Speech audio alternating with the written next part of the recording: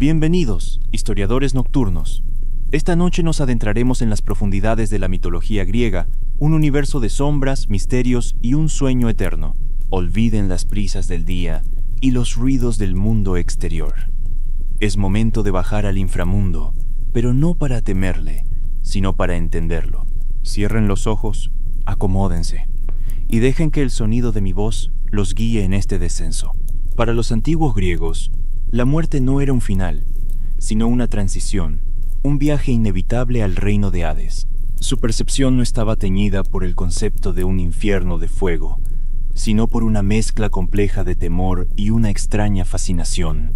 Temían a la muerte porque significaba perder la luz del sol, la compañía de los vivos y el recuerdo activo de sus hazañas. Creían que las almas de los muertos se convertían en sombras, entes sin fuerza ni memoria clara, que vagaban por un lugar gris y melancólico. Imaginemos por un momento la mentalidad de un guerrero griego. Su mayor honor era ser recordado, que su nombre resonara en las canciones y poemas de los bardos. La muerte en el campo de batalla no era tan terrible como el olvido, y el inframundo, el Hades, era un lugar donde este olvido se hacía tangible, un sitio donde la individualidad se diluía en una masa de almas sin propósito. Sin embargo, existía también una fascinación profunda, la idea de un mundo oculto bajo tierra, gobernado por un dios severo pero justo, estimulaba la imaginación. Los griegos veían el inframundo como un reflejo invertido del mundo de los vivos, con sus propios ríos, sus jueces y sus leyes inquebrantables. Era un lugar tan real en su mente como la cumbre del monte Olimpo. Los rituales funerarios eran de vital importancia. Ofrecer un entierro adecuado, con una moneda, un óbolo, bajo la lengua del difunto, no era solo una muestra de respeto, sino un pasaje necesario para que el alma pudiera cruzar el río Aquerón. Un alma sin sepultura estaba condenada a vagar eternamente en la orilla, incapaz de encontrar descanso. Esto nos muestra cuán tangible era para ellos este viaje. La muerte no era algo que se pudiera evitar, por lo tanto, había que comprenderla. Poetas como Homero y Hesíodo sentaron las bases de este imaginario. En la Odisea, Ulises viaja al inframundo no para enfrentarlo, sino para consultarlo, para buscar sabiduría en la sombra del vidente Tiresias. Esta búsqueda de conocimiento en el más allá es la prueba más clara de que para los griegos, el mundo de los muertos no era solo un lugar de castigo, sino una fuente de sabiduría ancestral. Y esta es la visión que nos acompañará en nuestro viaje. Antes de que te acomodes, tómate un momento para darle un buen like al video y suscribirte. Y cuéntame en los comentarios desde dónde nos estás escuchando y qué hora es para ti. Siempre es fascinante ver quién se une a nosotros desde todas partes del mundo. Soy el historiador nocturno, y mi objetivo es que este relato te sumerja en una experiencia única mientras concilias el buen sueño. Hades, el soberano del inframundo, era una figura de inmensa importancia y a menudo malinterpretada. A diferencia de lo que se podría pensar, los griegos no lo veían como una encarnación del mal o un diablo. En realidad, Hades era el encargado de mantener el equilibrio cósmico. Su poder era inmenso, pero su función no era castigar de forma arbitraria. Él era el guardián de los muertos, el anfitrión de las almas. Su nombre mismo, que significaba el invisible, ya nos daba una idea de su naturaleza. Raramente salía de su reino y era uno de los 3 grandes hijos de Cronos, junto a Zeus y Poseidón. Tras la derrota de los titanes, se sorteó el dominio del universo y a él le correspondió el inframundo, un reino ineludible para todos, dioses y mortales por igual. Su presencia era sinónimo de la inevitabilidad de la muerte. No se le invocaba a la ligera, y muchos preferían referirse a él con eufemismos como el rico o el hospitalario, pues de alguna manera era el dueño de todas las riquezas que la tierra ocultaba, incluyendo los metales preciosos y los cultivos que crecían sobre ella, y junto a él reinaba Perséfone. La historia de Perséfone es una de las más bellas y trágicas de la mitología. Era la hija de Deméter, diosa de la agricultura, y su vida transcurría en los campos florecidos, rodeada de ninfas y alegría. Sin embargo, un día, mientras recogía narcisos, la tierra se abrió y Hades emergió en su carro, llevándola consigo a su sombrío reino para hacerla su reina. El rapto de Perséfone desató el caos en la tierra. Deméter, en su desesperación, descuidó sus deberes, provocando una hambruna devastadora. La primavera desapareció, la tierra se volvió estéril y los mortales comenzaron a morir. Ante esta crisis, Zeus intervino, pero era demasiado tarde. Perséfone ya había comido algunas semillas de granada en el inframundo. Según la ley de los dioses, si uno comía algo en el reino de los muertos, no podía regresar al mundo de los vivos. Se llegó a un acuerdo. Perséfone pasaría una parte del año, generalmente 6 meses, con Hades en el inframundo y la otra parte con su madre en la superficie. Su regreso marcaba la llegada de la primavera y el florecimiento de la vida, mientras que su descenso a las profundidades de la tierra coincidía con la llegada del invierno y la esterilidad. Esta dualidad la convertía en una deidad única, una diosa que representaba tanto la vida como la muerte, el ciclo eterno de la naturaleza. Era la reina que gobernaba a los muertos, pero también la diosa que garantizaba la vida en la superficie.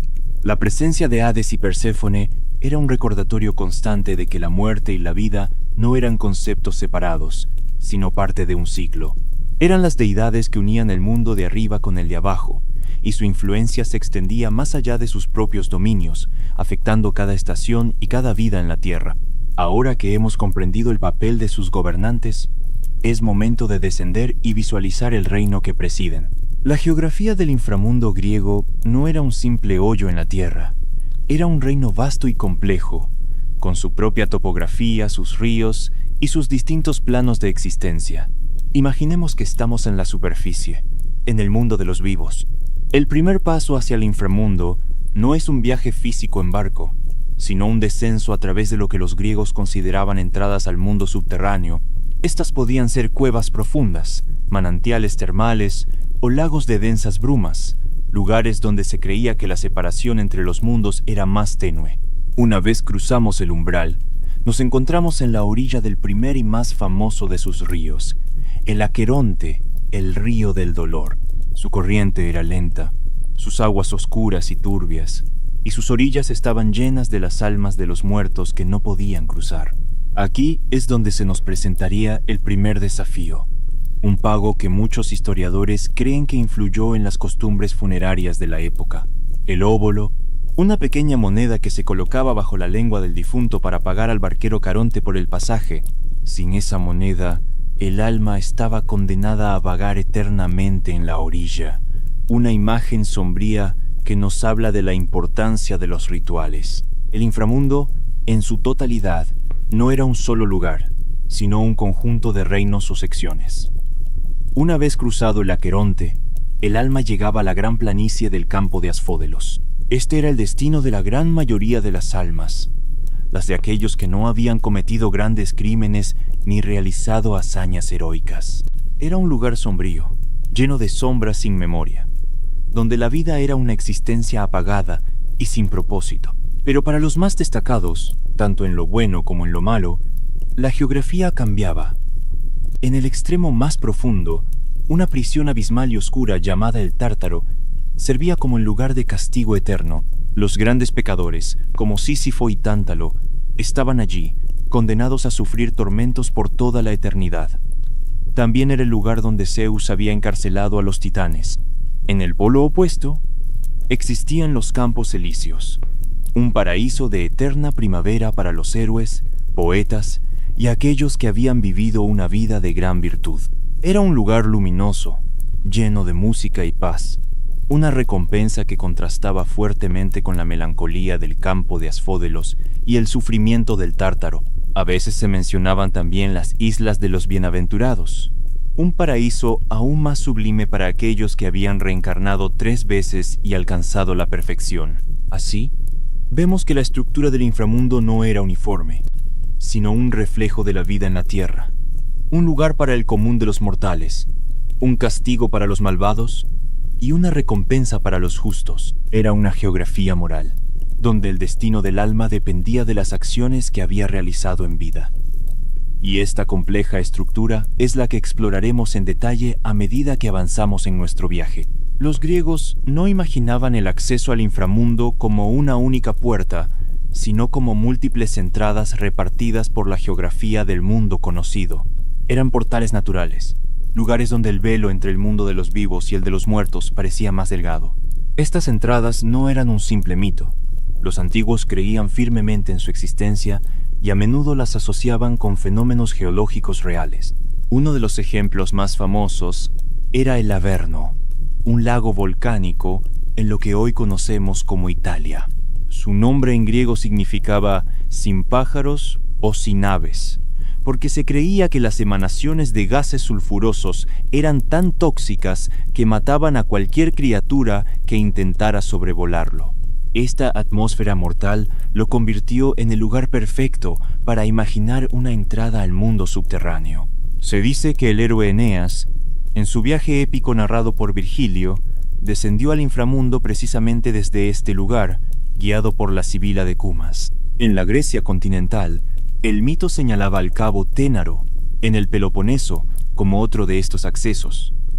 Aquí, una cueva profunda y misteriosa era considerada una de las puertas de Hades. La leyenda cuenta que fue desde aquí donde Heracles, en su 12º y más peligroso trabajo, descendió para capturar a Cerbero, el perro de 3 cabezas.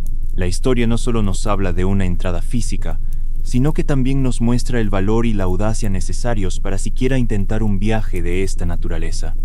Las cuevas en general eran vistas como posibles entradas al inframundo. No era difícil para la mente griega relacionar la oscuridad y la profundidad de estas formaciones rocosas con el reino de las sombras. El descenso constante y la ausencia de luz las convertían en el lugar ideal para imaginar el inicio del viaje de un alma. Un ejemplo menos conocido es la cueva de las ninfas en la isla de Ítaca, que también se creía que tenía una conexión con el más allá. En la Odisea, Homero la describe como un lugar con 2 entradas, una para los mortales y otra para los dioses, lo que subraya la idea de que estos portales no eran meros agujeros, sino pasajes con reglas propias. Estas puertas de la tierra nos recuerdan que para los griegos, el inframundo no era un concepto abstracto y distante. Estaba allí, justo bajo sus pies, oculto a simple vista, pero a la vez presente en la geografía que los rodeaba. Era un recordatorio constante de que la muerte era una parte intrínseca del mundo, tan real como el sol en el cielo o las montañas en el horizonte. Y cada cueva o lago brumoso se convertía en un umbral, un punto de no retorno. El río Aqueronte, cuyo nombre significaba el río del dolor, era mucho más que una simple masa de agua turbia.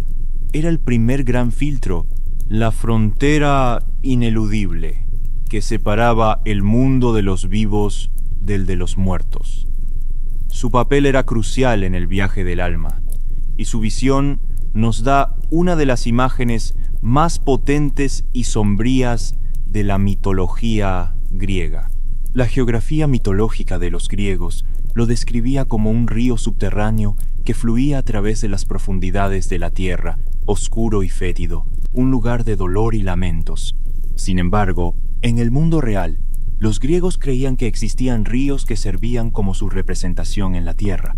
Por ejemplo, en la región de Épiro, en la actual Grecia, hay un río llamado Aqueronte que desemboca en un lago que los antiguos identificaban como la puerta al inframundo. Sus aguas, a menudo oscurecidas por la tierra, y el paisaje rocoso que lo rodea, sin duda contribuyeron a esta creencia.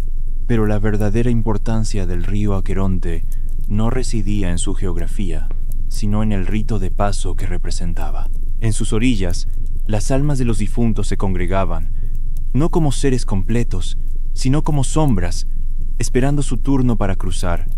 Sin embargo, no todas las almas podían hacerlo, y aquí es donde entra en juego la figura de Caronte, el barquero del inframundo, un personaje tan icónico como el propio Hades. Caronte era descrito como un viejo y severo barquero, con una barba desaliñada y ojos ardientes. Su trabajo consistía en transportar a las almas a través del río en su barca. Pero él no lo hacía por caridad, sino por un pago. El peaje era un óbolo, una pequeña moneda. La costumbre de colocar una moneda bajo la lengua del difunto era un ritual funerario esencial en la antigua Grecia, una práctica que garantizaba el pasaje del alma. Sin este pago, el alma no podía cruzar el río y estaba condenada a vagar por las orillas del Aqueronte por toda la eternidad, un destino terrible, mucho peor que la propia muerte. La imagen de estas almas sin sepultura, sin el óbolo, clamando por el cruce y siendo ignoradas por el implacable Caronte, es una de las más desoladoras de la mitología. Nos habla del profundo valor que los griegos daban al entierro y a los ritos fúnebres. No era solo una ceremonia para los vivos, sino un requisito indispensable para el descanso eterno del difunto. El Aqueronte, por lo tanto, no era solo un río, sino un juez silencioso.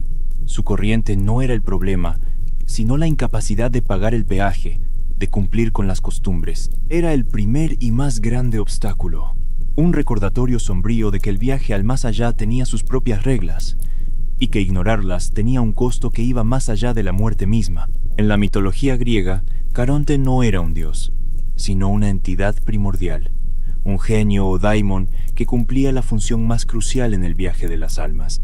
Se le describe a menudo como un anciano, de aspecto descuidado y temperamento agrio, con ojos que brillaban con un fuego lúgubre.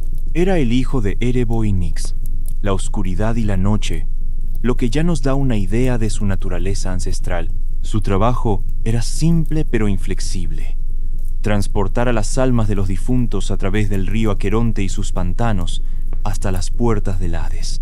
Su figura no solo es icónica, sino que también nos revela una parte fundamental de las creencias religiosas y sociales de la antigua Grecia.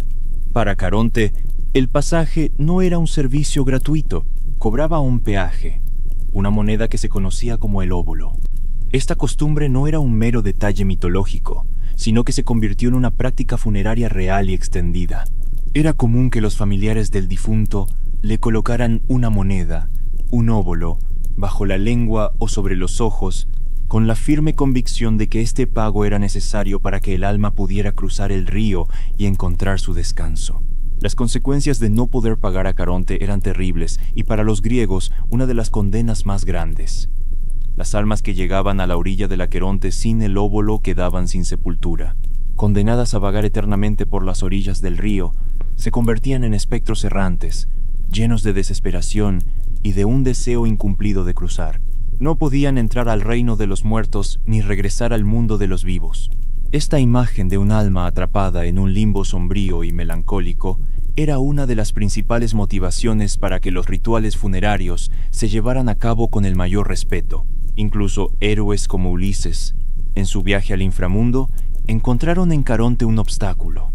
Aunque Ulises era un mortal vivo, supo cómo negociar su paso. En contraste, la trágica historia de Patroclo en la Ilíada nos muestra la importancia del entierro. Su alma aparece ante Aquiles y le pide que entierre su cuerpo para que pueda cruzar las puertas del Hades. Caronte, en su papel de barquero, era un símbolo del orden en el cosmos griego. Su existencia y sus reglas eran un recordatorio de que, sin importar quién fueras en vida, todos debían seguir el mismo camino hacia la muerte. La ofrenda del óbolo nivelaba a ricos y pobres, a héroes y a gente común. Era un trámite burocrático del más allá, una formalidad que nadie podía evadir. Su barca era el vehículo de la justicia final, y el precio del pasaje era la única prueba de que el difunto había sido honrado y recordado en la tierra. El Aqueronte, cuyo nombre significa el río del dolor, no era solo el primer obstáculo para las almas, era la frontera acuática que delimitaba el inframundo, un caudal sombrío y melancólico que fluía por las profundidades de la tierra. Su naturaleza era tan sombría que se decía que sus aguas eran la manifestación física del dolor y el sufrimiento.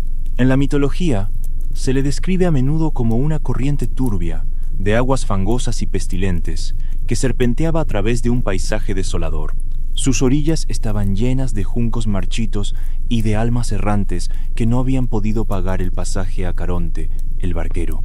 Los lamentos de estas almas condenadas se mezclaban con el murmullo de sus aguas, creando una atmósfera de tristeza y desolación perpetua. Pero el Aqueronte no estaba solo. En la cosmología griega, era uno de los 5 grandes ríos del inframundo, todos con un significado y una función particular.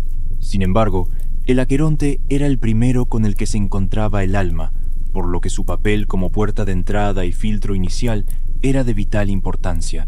A diferencia de otros ríos, el Aqueronte era el río por el que las almas debían cruzar, ya fuera en la barca de Caronte o, para los héroes, a pie. Este río no solo tenía una existencia mítica, sino que también tenía una representación en la geografía real de Grecia. En la región de Épiro, un río con el mismo nombre desembocaba en un lago que los antiguos griegos consideraban la entrada al Hades. Las cuevas y el paisaje accidentado de la zona ayudaron a consolidar esta creencia. Se creía que en sus aguas se encontraba el oráculo de los muertos, un lugar donde los vivos podían comunicarse con las almas de los difuntos, reforzando la idea de que el Aqueronte era un puente entre ambos mundos. El Aqueronte, por lo tanto, era más que un simple río. Era un símbolo de la transición, de la separación final entre la vida y la muerte. Sus aguas sucias y su atmósfera de desesperación eran un recordatorio sombrío de que el viaje al más allá no era un camino fácil y que, una vez cruzado, no había vuelta atrás. Era el punto de no retorno. El Estigia, cuyo nombre significaba el odioso o el aborrecible, era uno de los ríos más sagrados y temidos del inframundo. Su figura no solo era importante para las almas de los mortales, sino que también tenía un papel crucial en los asuntos de los dioses. Su agua era un veneno letal para los mortales, pero para las deidades del Olimpo, su poder residía en la solemnidad y la inviolabilidad de los juramentos que en él se hacían. A diferencia del Aqueronte, que era un río de dolor para las almas, el Estigia era el río del odio y la lealtad eterna.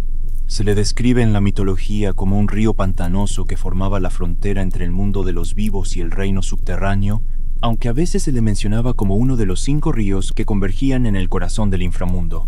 Sus aguas eran un reflejo de su nombre, oscuras, viscosas y rodeadas por un ambiente de profunda solemnidad. La función más importante del Estigia era su papel en los juramentos. Cuando un dios olímpico necesitaba hacer una promesa que no podía romperse, juraba por las aguas del Estigia. Este juramento era la garantía más poderosa que existía en el cosmos griego. Incumplir una promesa hecha en nombre de este río era un acto tan grave que el dios infractor era castigado severamente. Se le privaba de su néctar y ambrosía, el alimento de los dioses, durante 1 año, y quedaba exiliado de los consejos del Olimpo durante 9 años más. Esta pena era un recordatorio de que, a pesar de su inmortalidad, incluso los dioses estaban sujetos a las leyes del destino y del orden cósmico. Uno de los mitos más famosos relacionados con el Estigia es el de Aquiles. Cuando era solo un bebé, su madre, la Nereida Tetis, lo sumergió en las aguas de este río para hacerlo invulnerable. Sin embargo, lo sujetó por el talón, que fue la única parte de su cuerpo que no tocó las aguas sagradas. Esta vulnerabilidad se convirtió en su perdición, ya que fue por esa única debilidad, el talón de Aquiles, que encontró la muerte. La historia de Aquiles ilustra perfectamente el poder y la solemnidad atribuidos a este río. El Estigia era, por lo tanto, mucho más que un río del inframundo. Era el símbolo de la justicia divina, el custodio de las promesas y el garante del orden. Sus aguas no solo separaban los mundos, sino que también unían a los dioses en un pacto de honor inquebrantable. El Cosito, cuyo nombre significa el río del lamento o el río del llanto, era una corriente de agua sombría y helada que fluía por las profundidades del Hades. A diferencia del Aqueronte, que era el primer obstáculo, el Cosito estaba más al interior del inframundo y su función era, si cabe, aún más desoladora.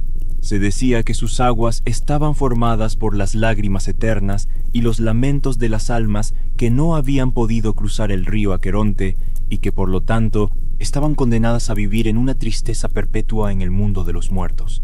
La atmósfera alrededor del Cosito era de desesperación y dolor. El aire estaba impregnado de los suspiros y el llanto de los espectros. Era el río que simbolizaba la pena y el arrepentimiento, un lugar de tormento emocional más que físico. En algunas descripciones, se le presentaba como un afluente del Aqueronte, una especie de brazo de este río que llevaba la angustia de las almas errantes. La imagen que transmite es la de un lugar de sufrimiento silencioso, un contraste con el fuego del río Flegetonte del que hablaremos más adelante. La idea de que las aguas de un río se formaran a partir de las emociones humanas es un concepto muy poderoso de la mitología griega. Nos habla de la creencia de que el dolor y el sufrimiento no solo tenían un impacto en la vida, sino que también dejaban una marca indeleble en el más allá. El Cosito era el recordatorio de que las penas de la vida no terminaban con la muerte. En algunos casos, se convertían en la esencia de la propia existencia en el Hades. A menudo, la literatura antigua, como la Eneida de Virgilio, menciona al Cosito en las descripciones del Tártaro, la prisión de los condenados. En estas narraciones, el río del lamento se encontraba cerca de las almas que sufrían los castigos más severos, como Tántalo o Sísifo, lo que sugería una conexión entre la pena eterna y la condena. Aunque no era un obstáculo físico como el Aqueronte, el Cosito era una barrera emocional y psicológica, un paisaje de desesperación que las almas debían atravesar. En esencia, era la manifestación líquida de la tristeza infinita del inframundo. El Flegetonte, cuyo nombre se traduce como el río de fuego o el ardiente, era la antítesis de los otros ríos del inframundo. A diferencia de las corrientes sombrías del Aqueronte y el Cosito, el Flegetonte era un río de fuego líquido, una corriente incandescente que fluía con lava y llamas.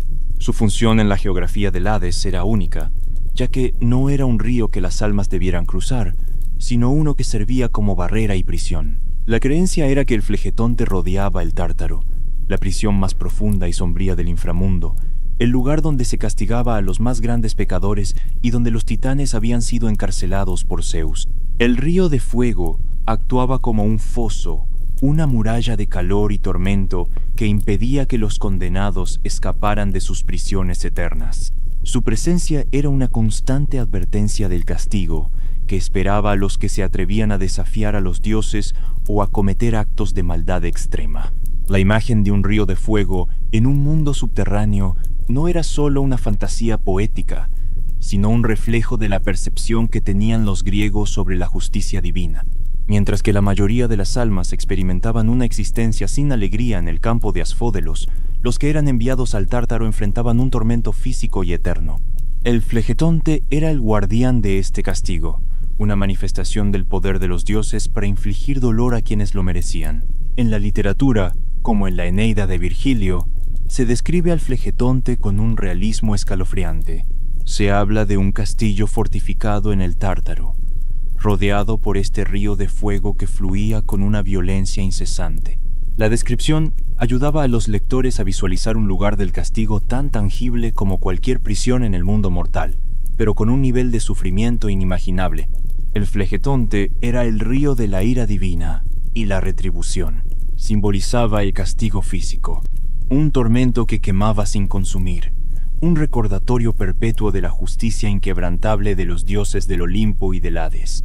El Lete, cuyo nombre significa el olvido, era el último de los grandes ríos del inframundo y en muchos sentidos el más enigmático. A diferencia de los otros ríos que causaban dolor o miedo, el Lete ofrecía un tipo de paz, una liberación final de las preocupaciones y los recuerdos de la vida terrenal. Se le describía como un río tranquilo y sereno, cuyas aguas tenían el poder mágico de borrar la memoria. Las almas que llegaban al campo de Asfódelos, o que se preparaban para reencarnar en el mundo de los vivos, debían beber de sus aguas para olvidar su pasado. Esta amnesia no era un castigo, sino una necesidad. Para las almas que vivían en un estado de melancolía perpetua, olvidar el dolor y las alegrías pasadas les permitía encontrar una forma de paz, aunque fuera vacía. Para las almas que se preparaban para la reencarnación, era un borrón y cuenta nueva, una forma de empezar de nuevo sin el peso de las vidas anteriores. El concepto del río Lete nos habla de una idea profunda de la creencia griega en el ciclo de la vida y la muerte.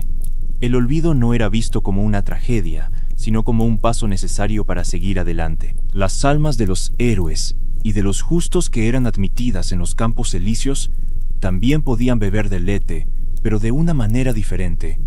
Para ellos, el olvido no era una obligación, sino una opción. Esto les permitía recordar sus hazañas y disfrutar de su paraíso sin el dolor de las pérdidas. La literatura antigua, especialmente los textos órficos y platónicos, enfatizaban la importancia del Lete en el proceso de reencarnación.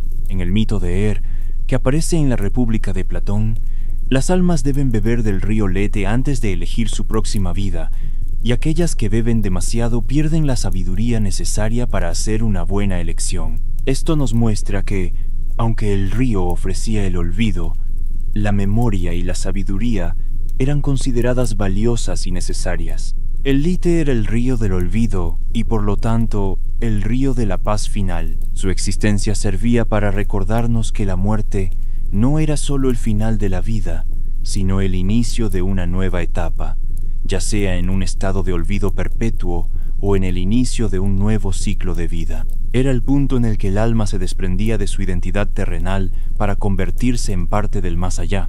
Hades, el soberano del inframundo, es una de las figuras más incomprendidas de toda la mitología griega. Lejos del concepto cristiano de un diablo o Satanás, Hades no era una deidad del mal, ni un tentador de almas. Su rol era el de un gobernante, un guardián severo y un administrador imparcial del reino de los muertos. Era un rey, no un carcelero. Su poder era inmenso, igual al de sus hermanos Zeus y Poseidón.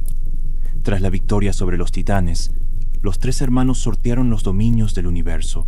A Zeus le tocó el cielo, a Poseidón el mar, y a Hades, por sorteo, el vasto y sombrío reino que se extendía bajo la superficie de la tierra. Su nombre, que significaba el invisible, reflejaba su naturaleza reservada y la rara vez que salía de su reino. Era un dios temido, no por su maldad, sino por la inevitabilidad de su dominio. Para los griegos, pronunciar su nombre era arriesgado, por lo que a menudo se referían a él con eufemismos como Plautón, el rico, ya que poseía todas las riquezas minerales de la tierra. La percepción de Hades estaba marcada por un profundo respeto y también por un gran miedo. No se le adoraba con la misma alegría que a Zeus o Apolo, y sus santuarios eran escasos. Su figura era la de un juez imparcial, un dios que hacía cumplir las leyes de la muerte. No se inmiscuía en los asuntos de los vivos a menos que fuera provocado, y su principal preocupación era evitar que las almas de los muertos regresaran al mundo de los mortales. Era un guardián del equilibrio cósmico.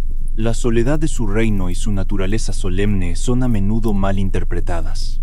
Hades no era un dios triste sino pragmático. Su único acto de pasión registrado fue el secuestro de Perséfone, no por un impulso diabólico, sino por el deseo de una reina para su reino, y una vez que la tuvo, se convirtió en un esposo y rey dedicado, compartiendo su trono con ella. En resumen, la figura de Hades es la de un soberano justo pero sombrío, un dios que personificaba la solemnidad de la muerte y la imparcialidad del destino. No era el enemigo de la humanidad, sino su anfitrión final, el rey que esperaba a todos por igual en su vasto y silencioso palacio.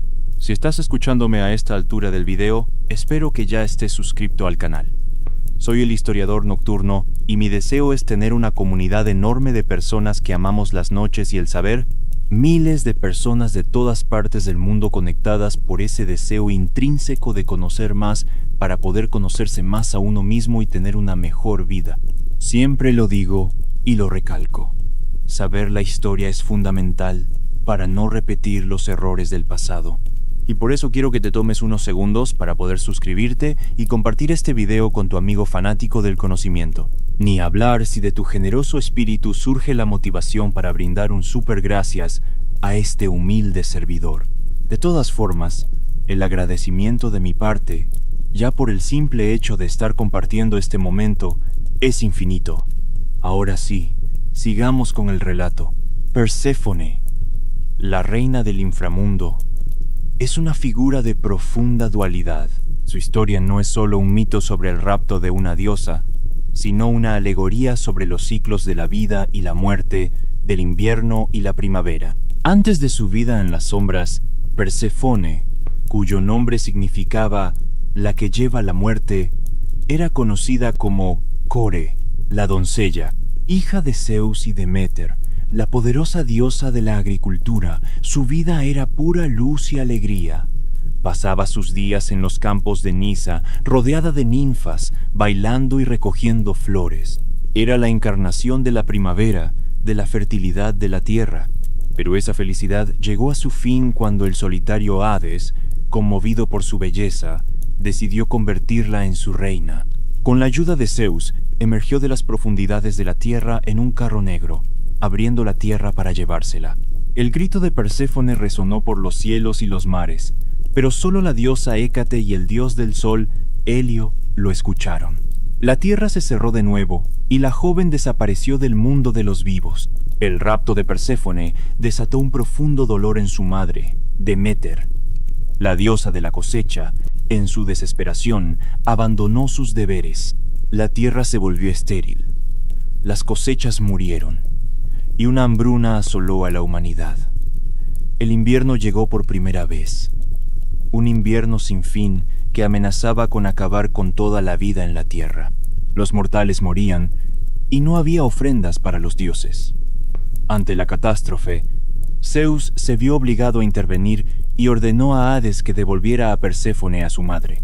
Sin embargo, había un problema. Mientras estaba en el inframundo, Perséfone había comido 6 semillas de una granada. Según las leyes inquebrantables del reino subterráneo, todo aquel que consumía cualquier alimento allí no podía regresar por completo. Se llegó a un acuerdo. Perséfone pasaría una parte del año, un mes por cada semilla, con Hades en el inframundo. El resto del año volvería con su madre a la superficie. Este arreglo explica la dualidad de su existencia y el ciclo de las estaciones. Cuando Perséfone está con Deméter, la tierra florece, las plantas crecen y la primavera llega al mundo. Pero cuando desciende al Hades para gobernar junto a su esposo, su madre llora su ausencia y la tierra se vuelve fría y estéril, dando lugar al invierno. Como reina, Perséfone no era una prisionera. Se convirtió en una soberana poderosa y respetada, una diosa temida y venerada, ya que tenía el poder sobre la vida y la muerte. Era la figura que unía los dos mundos, la que traía la primavera a los vivos y la que reinaba sobre las sombras. A pesar de que el reino de Hades era inmenso, el soberano no juzgaba a las almas por sí mismo. En su lugar, delegaba esta crucial tarea en una tríada de mortales legendarios que, por su sabiduría y justicia en vida, habían sido elevados a la categoría de jueces del inframundo. Estos eran Minos, Radamantis y Éaco, 3 hermanos que cumplían la función de determinar el destino final de cada alma. Su origen es fascinante. Eran hijos de Zeus y Europa, lo que les otorgaba una conexión divina, pero a la vez habían vivido como hombres en la tierra, lo que les daba un entendimiento de la condición humana.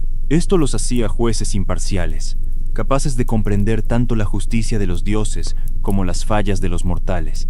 Minos, el juez supremo. Minos era el más famoso de los 3 y el más importante. En vida, fue el legendario rey de Creta, conocido por su sabiduría y su estricto código de leyes. Después de su muerte, se convirtió en el juez principal. Se le representaba con un cetro en la mano, un símbolo de su autoridad, y su papel era emitir el veredicto final. Minos tenía la última palabra, la decisión que enviaba a las almas a su destino final. Se le consideraba el más severo de los 3, un juez que no se dejaba influenciar por la compasión, sino por la lógica y el estricto cumplimiento de la ley. Radamantis, el juez de los orientales. Radamantis fue otro gran rey y legislador en vida, gobernando sobre las islas del Egeo. Era famoso por su justicia inquebrantable, y se decía que sus leyes eran tan perfectas que inspiraron a otros legisladores en toda Grecia. En el inframundo, su jurisdicción era sobre las almas provenientes del este, los orientales. Su labor consistía en interrogar a las almas sobre su vida y sus acciones, y su juicio era el que determinaba si merecían ser castigadas en el Tártaro o recompensadas en los campos elíseos. Éaco, el guardián de las llaves. El tercer hermano, Éaco, era conocido en vida como un rey piadoso y justo de la isla de Egina. Tras su muerte, se le confió la función de ser el guardián de las llaves del Hades. Su papel era examinar a las almas de aquellos que provenían de Europa y resolver los casos más sencillos. Era considerado el más compasivo de los tres, el que se encargaba de las almas que no eran ni héroes ni grandes pecadores, dirigiéndolas al campo de Asfódelos. Su tarea era mantener el orden en la entrada y asegurarse de que el flujo de almas se mantuviera constante. Juntos, estos tres jueces formaban el Tribunal Supremo del Inframundo. Su existencia servía a un propósito crucial: demostrar que la muerte no era el final de la responsabilidad. Los griegos creían que cada acción en vida, buena o mala, sería evaluada. El juicio no era arbitrario. Era un proceso justo y metódico, llevado a cabo por jueces que entendían tanto la ley divina como la fragilidad humana. El destino de un alma dependía de la vida que había llevado, y el tribunal de Minos, Radamantis y Éaco era la manifestación de esa verdad. Continuamos nuestro descenso hacia el corazón del inframundo. Después de cruzar las fronteras de los ríos, el alma se encuentra cara a cara con el guardián más temido y emblemático del reino, Cerbero, el Cancerbero. Su origen es tan monstruoso como su apariencia. Cerbero era hijo de dos de las criaturas más aterradoras de la mitología griega: el gigantesco y terrible Tifón, el padre de todos los monstruos, y la mitad mujer, mitad serpiente Equidna, la madre de todos los monstruos. De esta unión nacieron criaturas horribles, y Cerbero no era la excepción. La imagen más común que tenemos de Cerbero es la de un perro de 3 cabezas, cada una con una melena de serpientes. Su cola era una serpiente viva que siseaba, y sus garras eran feroces. En la literatura, las descripciones varían. Homero lo menciona simplemente como el perro de Hades, pero autores posteriores, como Hesíodo, lo describieron con 50 cabezas, y el poeta Píndaro incluso le atribuyó 100. Sin embargo, la imagen de 3 cabezas se popularizó y es la que ha perdurado en la cultura popular. El papel de Cerbero como guardián era doble y de suma importancia para mantener el orden en el inframundo. Su función principal era proteger la entrada y salida del reino. Su ferocidad no estaba dirigida a las almas de los muertos que entraban, ya que su tarea era precisamente dejarlas pasar. Pero si un alma intentaba escapar, o si un mortal intentaba entrar, Cerbero se transformaba en una fuerza de la naturaleza, un guardián imparable que los detenía con sus feroces colmillos y su ladrido atronador. Su presencia era la garantía de que el inframundo era un lugar de no retorno. A pesar de su terrible reputación, Cerbero no era invencible. En la mitología, solo unos pocos héroes lograron superarlo. El caso más famoso es el de Heracles, que en su 12º y último trabajo fue encomendado a capturar al Cancerbero y llevarlo al mundo de los vivos. Heracles, con la ayuda de la diosa Atenea y el dios Hermes, y mostrando una fuerza sobrehumana, logró someterlo sin armas y se lo llevó a Euristeo en Micenas. Después de mostrar el can al rey aterrorizado, Heracles lo devolvió al inframundo, cumpliendo así el trabajo. Otro héroe, Orfeo, lo aplacó con la dulzura de su música, y la sibila de Cumas le ofreció un pastel de miel y hierbas soporíferas para dormirlo y permitir que Eneas entrara en el Hades. Cerbero, el Cancerbero, no era un mero animal, era una fuerza de la naturaleza, una encarnación del orden y la justicia inquebrantable del inframundo. Su figura era un recordatorio constante de que, una vez que el viaje al más allá comenzaba, no había vuelta atrás. Las Erinias, conocidas en la mitología romana como las Furias, no eran simples monstruos, eran diosas primordiales de la venganza y la justicia, fuerzas inexorables que habitaban en el inframundo. Su existencia era un recordatorio constante de que los crímenes, especialmente los cometidos contra la sangre y la familia, no quedarían impunes. Su origen es tan antiguo como la creación misma del universo. nacieron de la sangre de Urano, el cielo, cuando su hijo Cronos lo castró. Esta génesis violenta y sangrienta las vincula directamente con la venganza y el castigo. Se las describía como figuras aladas, vestidas de negro, con serpientes entrelazadas en el cabello, portando antorchas y látigos. Sus ojos goteaban veneno y su mera presencia inspiraba terror. El papel de las eriñas en el inframundo era el de agentes de la justicia divina. Su tarea no era castigar a cualquier alma, sino a los que habían cometido crímenes particularmente atroces y, lo más importante, a los que habían violado los lazos sagrados de la familia. Eran las implacables perseguidoras de parricidas, matricidas y de aquellos que habían roto juramentos solemnes. Perseguían a sus víctimas incansablemente, tanto en el mundo de los vivos como en el de los muertos, hasta que se volvían locos o morían. Su venganza era tan potente que no solo afectaba al culpable, sino que también podía maldecir a sus descendientes. El mito de Orestes es el ejemplo más famoso de su persecución. Tras matar a su madre, Clitemnestra, para vengar el asesinato de su padre, Agamenón, Orestes fue perseguido sin descanso por las eriñas. Su tortura era tanto física como mental. Solo la intervención de los dioses en un juicio en Atenas, donde se absolvió a Orestes, las hizo detenerse. Este juicio no las eliminó, sino que las transformó. La diosa Atenea las renombró como las Euménides, las benévolas, y les otorgó un papel más honorable como guardianas de la justicia y la ley en Atenas. El poder de las eriñas residía en el concepto de justicia retributiva. No eran caprichosas ni maliciosas. Simplemente cumplían con un destino inevitable, castigando a aquellos que pensaban que podrían escapar de las consecuencias de sus actos más viles. Eran el terror de la conciencia culpable y la prueba de que, en el cosmos griego, el crimen nunca quedaba sin castigo. El Canortro, cuyo nombre a veces se traduce como el de la mañana, era otra de las criaturas monstruosas de la mitología griega, estrechamente emparentado con Cerbero. Al igual que este, Ortro era hijo del gigantesco Tifón y la terrible Equidna, lo que lo convertía en una bestia de sangre pura y una de las criaturas más feroces del mundo. Su apariencia era similar a la de su famoso hermano, pero con 2 cabezas en lugar de 3.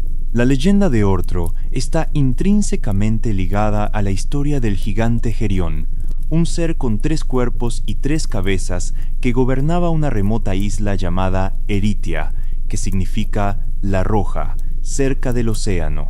Gerión era famoso por poseer un inmenso y precioso rebaño de ganado de color rojo, que el Canortro, junto al pastor Euritión, protegía ferozmente. La historia de Ortro no es tan conocida como la de Cerbero, pero es crucial en la épica de Heracles.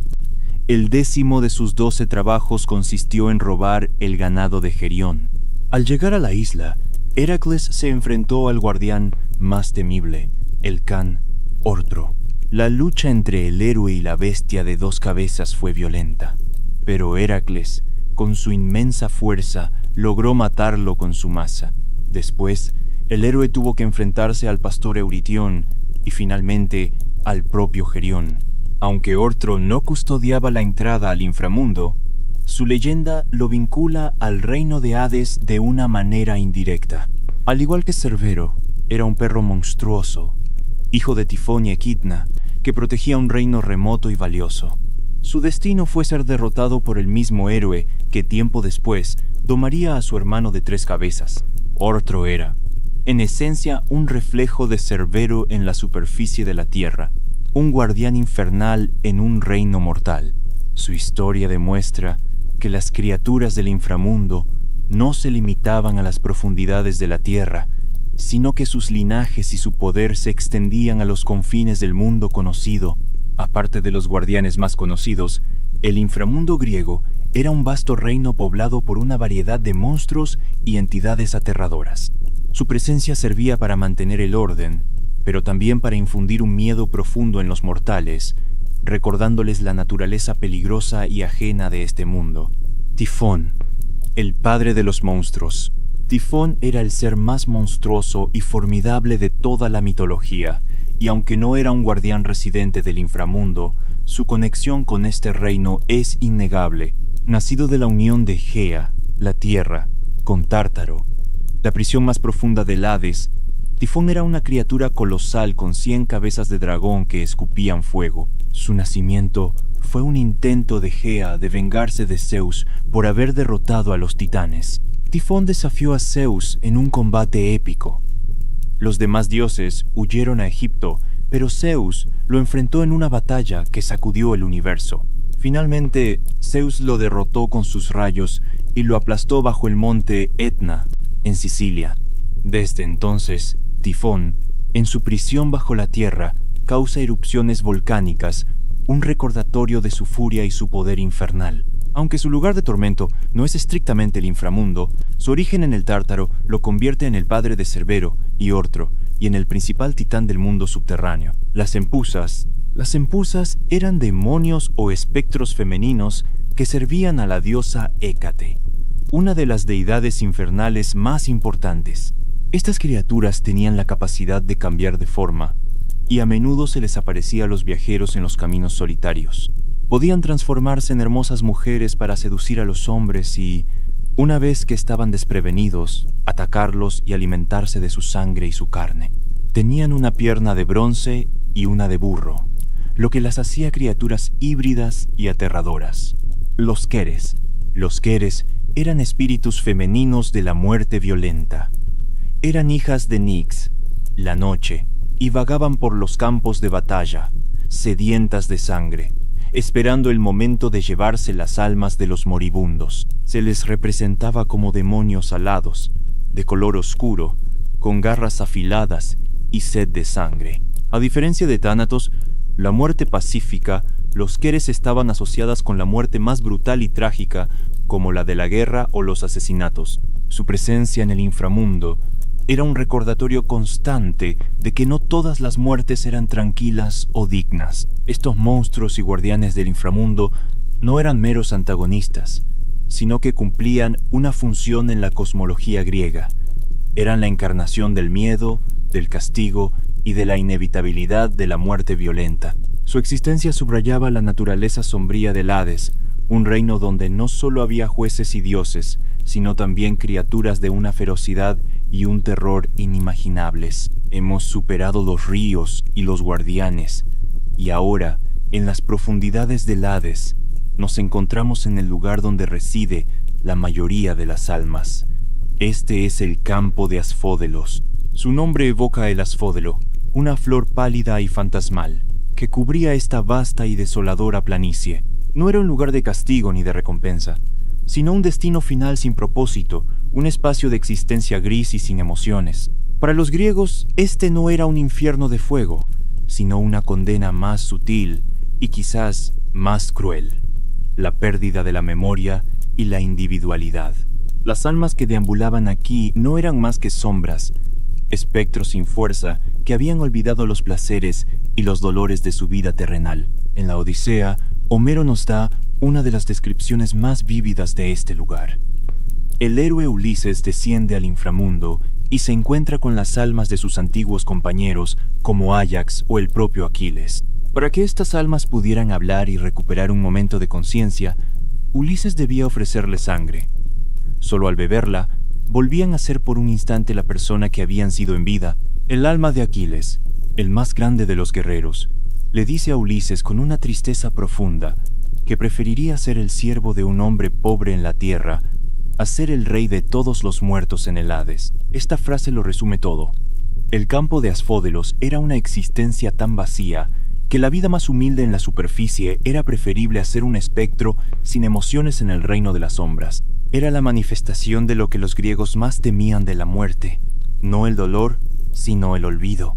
Después de la penumbra melancólica del campo de Asfódelos, nos adentramos en la parte más temida del inframundo, un abismo tan profundo que es una prisión en sí misma. Este es el Tártaro, el lugar de los castigos eternos y la prisión de los titanes. Si el Hades era el reino de los muertos, el Tártaro era la fosa que se encontraba en lo más profundo de ese reino. Para que te hagas una idea de su inmensidad, el poeta griego Hesíodo, en su obra Teogonía, Lo describe como un abismo tan grande que un yunque de bronce tardaría 9 días y 9 noches en caer desde la tierra hasta su fondo. Es un lugar de oscuridad perpetua, rodeado por una triple muralla de bronce y custodiado por las puertas de hierro forjado. Alrededor de esta formidable prisión fluía el río de fuego, el Flegetonte, actuando como un foso inmenso que ardía eternamente. La función principal del Tártaro era la de una prisión. Fue aquí donde Zeus y los dioses del Olimpo encerraron a sus enemigos más poderosos, los titanes, después de haberlos derrotado en la guerra conocida como la Titanomaquia.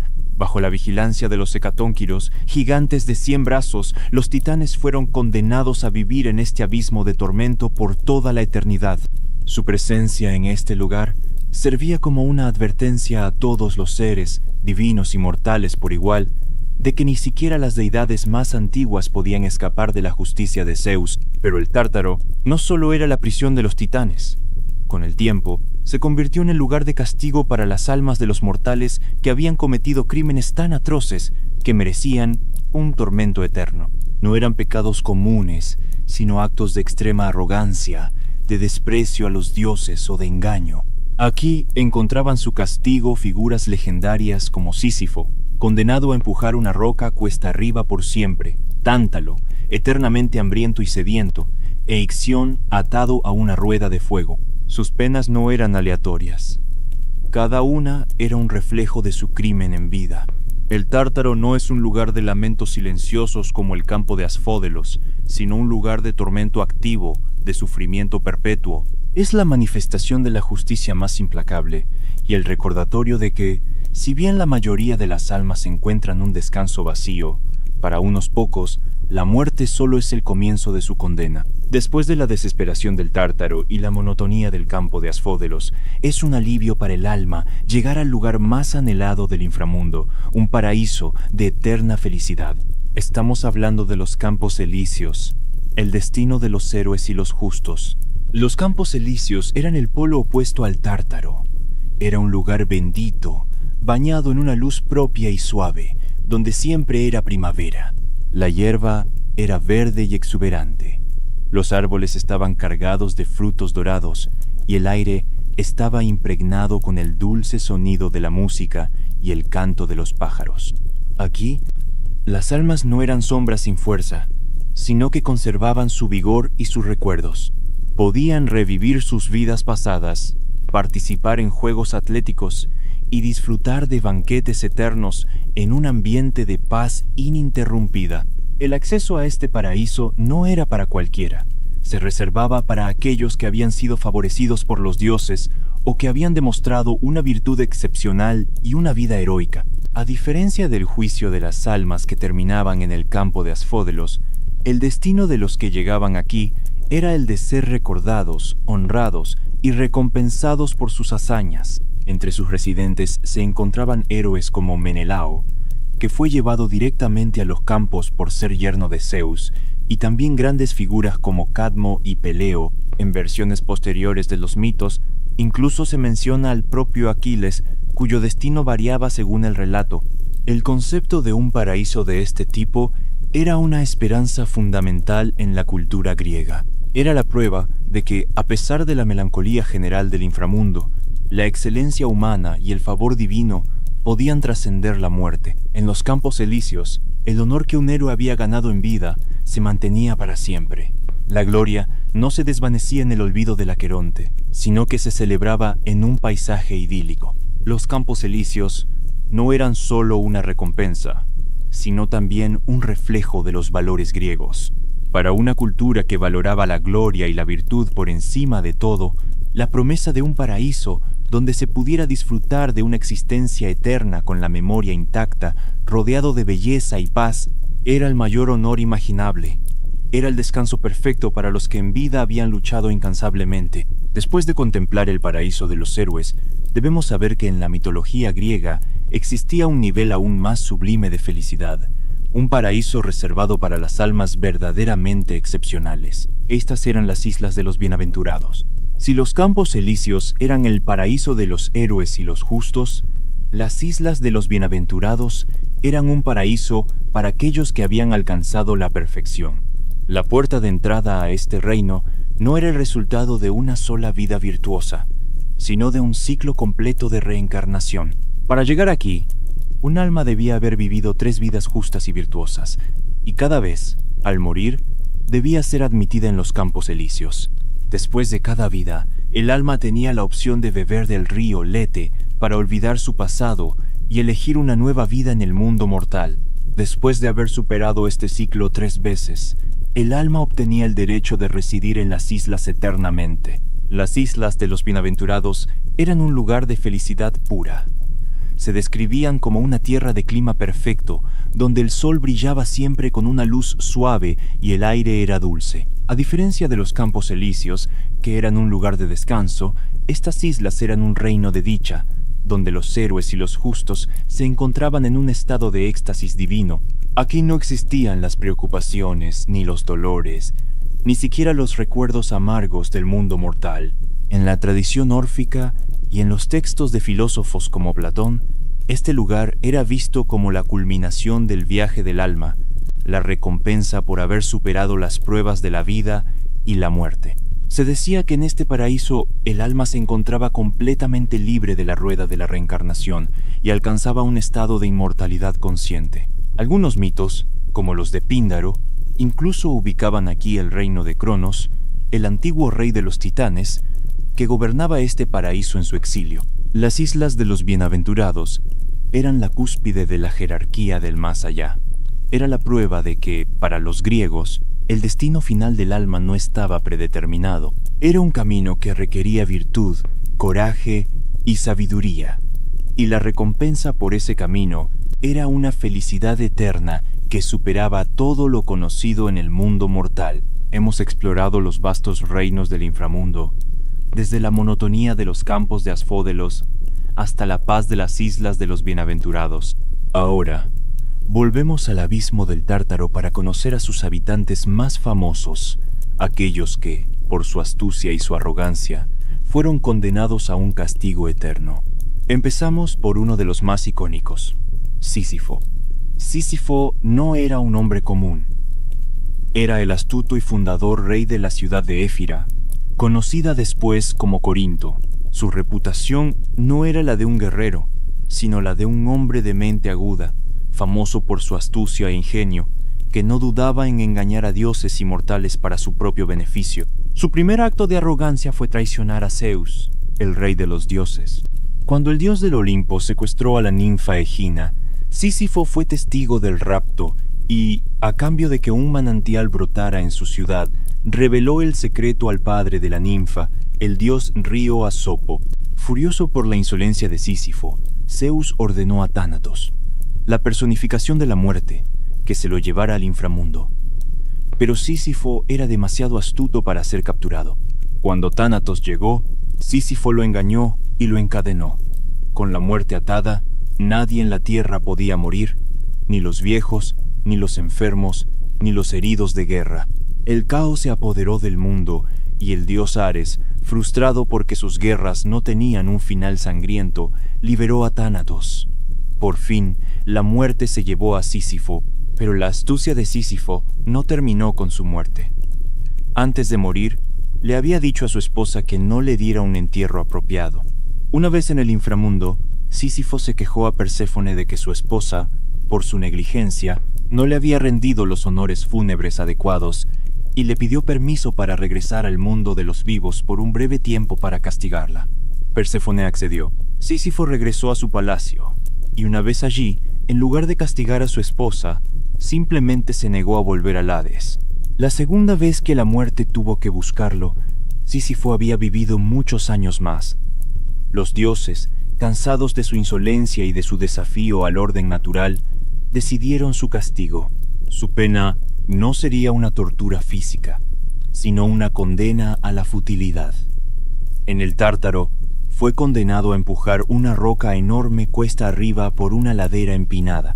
El castigo era que, cada vez que llegaba cerca de la cima, la roca se le escapaba de las manos y rodaba de vuelta al fondo de la colina. Sísifo debía bajar y empezar de nuevo, por toda la eternidad. El tormento no era el esfuerzo, sino la inutilidad del mismo. Su castigo era la tarea sin fin, la esperanza siempre frustrada, el eterno retorno al punto de partida. Tras la futilidad eterna de Sísifo, nos encontramos con otro de los grandes condenados del Tártaro. Su castigo no era el esfuerzo, sino el deseo. Nos referimos a Tántalo, el rey condenado al hambre y la sed eternos. Tántalo no era un mortal cualquiera. Era el hijo de Zeus, un rey de Frigia o Lidia. Y, debido a su linaje divino, tenía el privilegio de ser invitado a los banquetes de los dioses en el Olimpo. Sin embargo, este favor lo llenó de arrogancia y un exceso de confianza que los griegos llamaban ibris. Creyendo que podía engañar a los dioses, decidió poner a prueba su omnisciencia. Su crimen más infame y atroz fue invitar a los dioses a un banquete en su propio palacio. Durante el festín, les sirvió la carne de su propio hijo, Pélope, que había desmembrado y cocinado.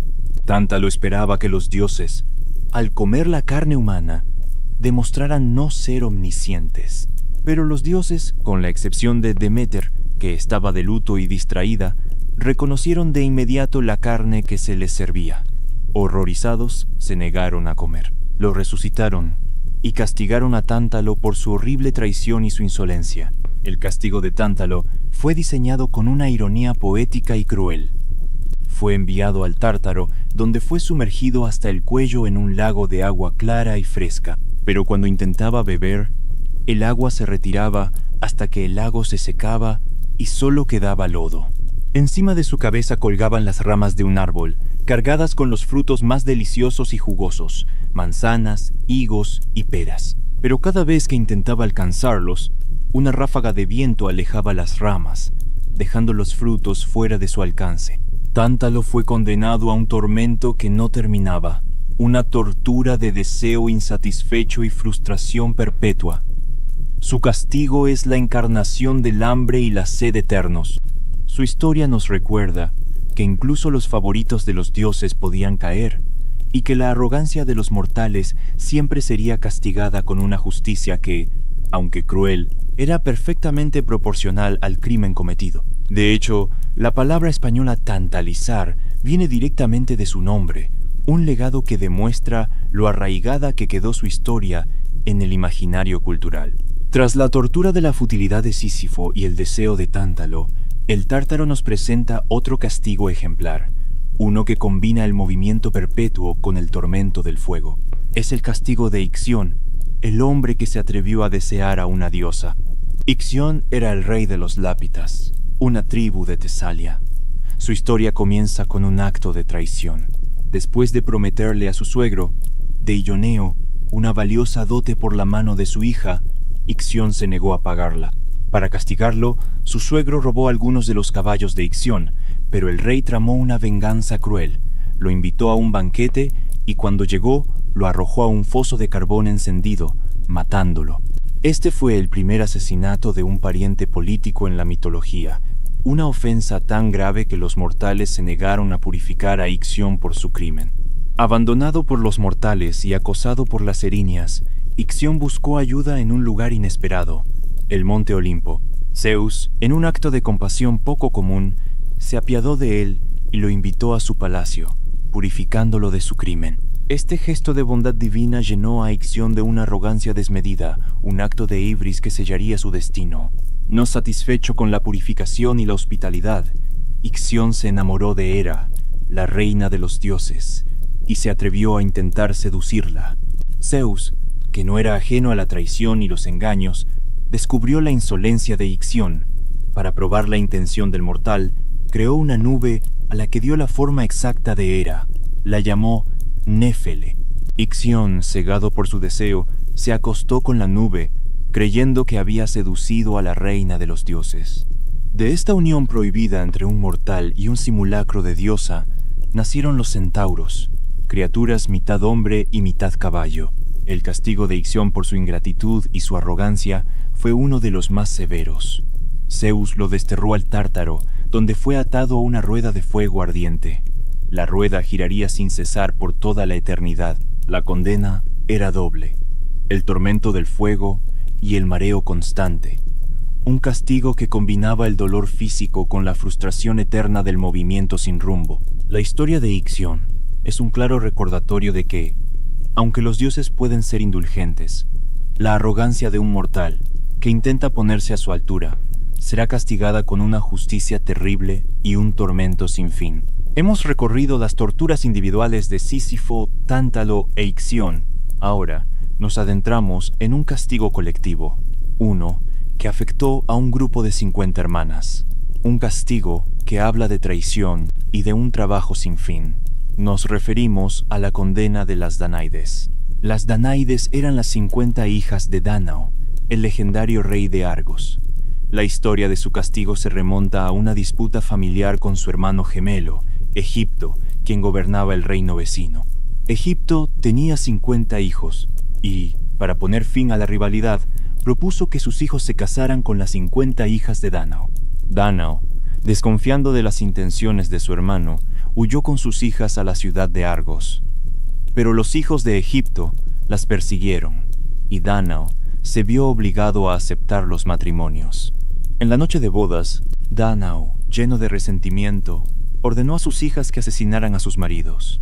49 de ellas obedecieron, matando a sus esposos con una horquilla de pelo o una daga mientras éstos dormían. Una de ellas, sin embargo, Hipermnestra, desobedeció a su padre. Se había enamorado de su marido, Linceo, y no solo lo perdonó, sino que también lo ayudó a escapar.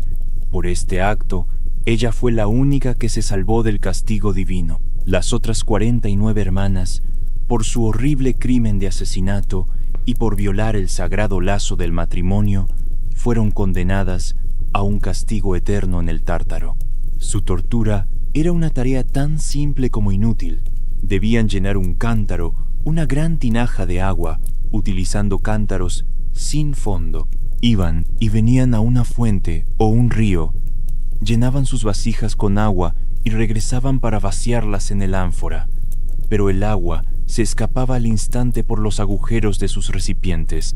El cántaro nunca se llenaba, y su labor nunca terminaba. El castigo de las Danaides es un ejemplo perfecto de la justicia poética del inframundo.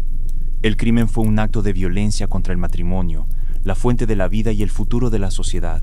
El castigo era un trabajo eterno y sin sentido que representaba la imposibilidad de que su crimen tuviera algún fruto o propósito. Era un recordatorio de que, incluso en la muerte, las consecuencias de la traición y el asesinato seguirían persiguiéndote por siempre. Con este castigo, concluimos nuestro recorrido por los grandes condenados y nos preparamos para conocer a aquellos que desafiaron a la muerte. Después de presenciar los castigos eternos, volvemos a las leyendas, pero esta vez con un rayo de esperanza. Nos centraremos en aquellos mortales que, por amor o por valentía, se atrevieron a desafiar a la muerte misma. El primero y más conmovedor de estos relatos es el de Orfeo y Eurídice, una historia de amor, música y la mirada prohibida. Orfeo no era un mortal ordinario. Era el príncipe de Tracia y el más grande de los músicos de la mitología. Su lira y su voz tenían un poder mágico, capaz de conmover a la naturaleza misma. Se decía que cuando él tocaba, los árboles se inclinaban para escucharlo, los ríos detenían su curso y las fieras salvajes se volvían mansas. Su corazón pertenecía a la hermosa ninfa Eurídice. Su amor era tan puro que ni siquiera los dioses lo envidiaban. Sin embargo, su felicidad fue efímera. En su día de bodas, Eurídice fue perseguida por el apicultor Aristeo. Mientras huía de él, pisó una serpiente venenosa que la mordió, provocándole la muerte. Su alma descendió al inframundo. El dolor de Orfeo fue inmenso, y su música, antes llena de alegría, se volvió un lamento tan profundo que los dioses y los mortales quedaron devastados. En su desesperación, tomó una decisión sin precedentes. Descendería al reino de los muertos para recuperar a su amada. Se adentró en el Hades y, en lugar de luchar, usó su única arma, su lira, La música de Orfeo fue tan poderosa que afectó a todos los que la escucharon.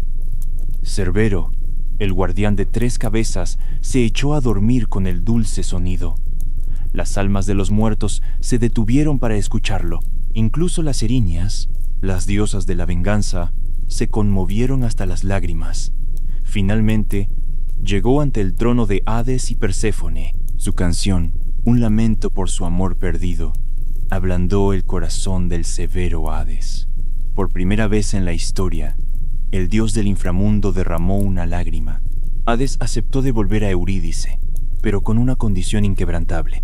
Ella seguiría a Orfeo en su camino de regreso al mundo de los vivos, pero él no podría mirarla hasta que ambos hubieran salido por completo de la caverna del inframundo.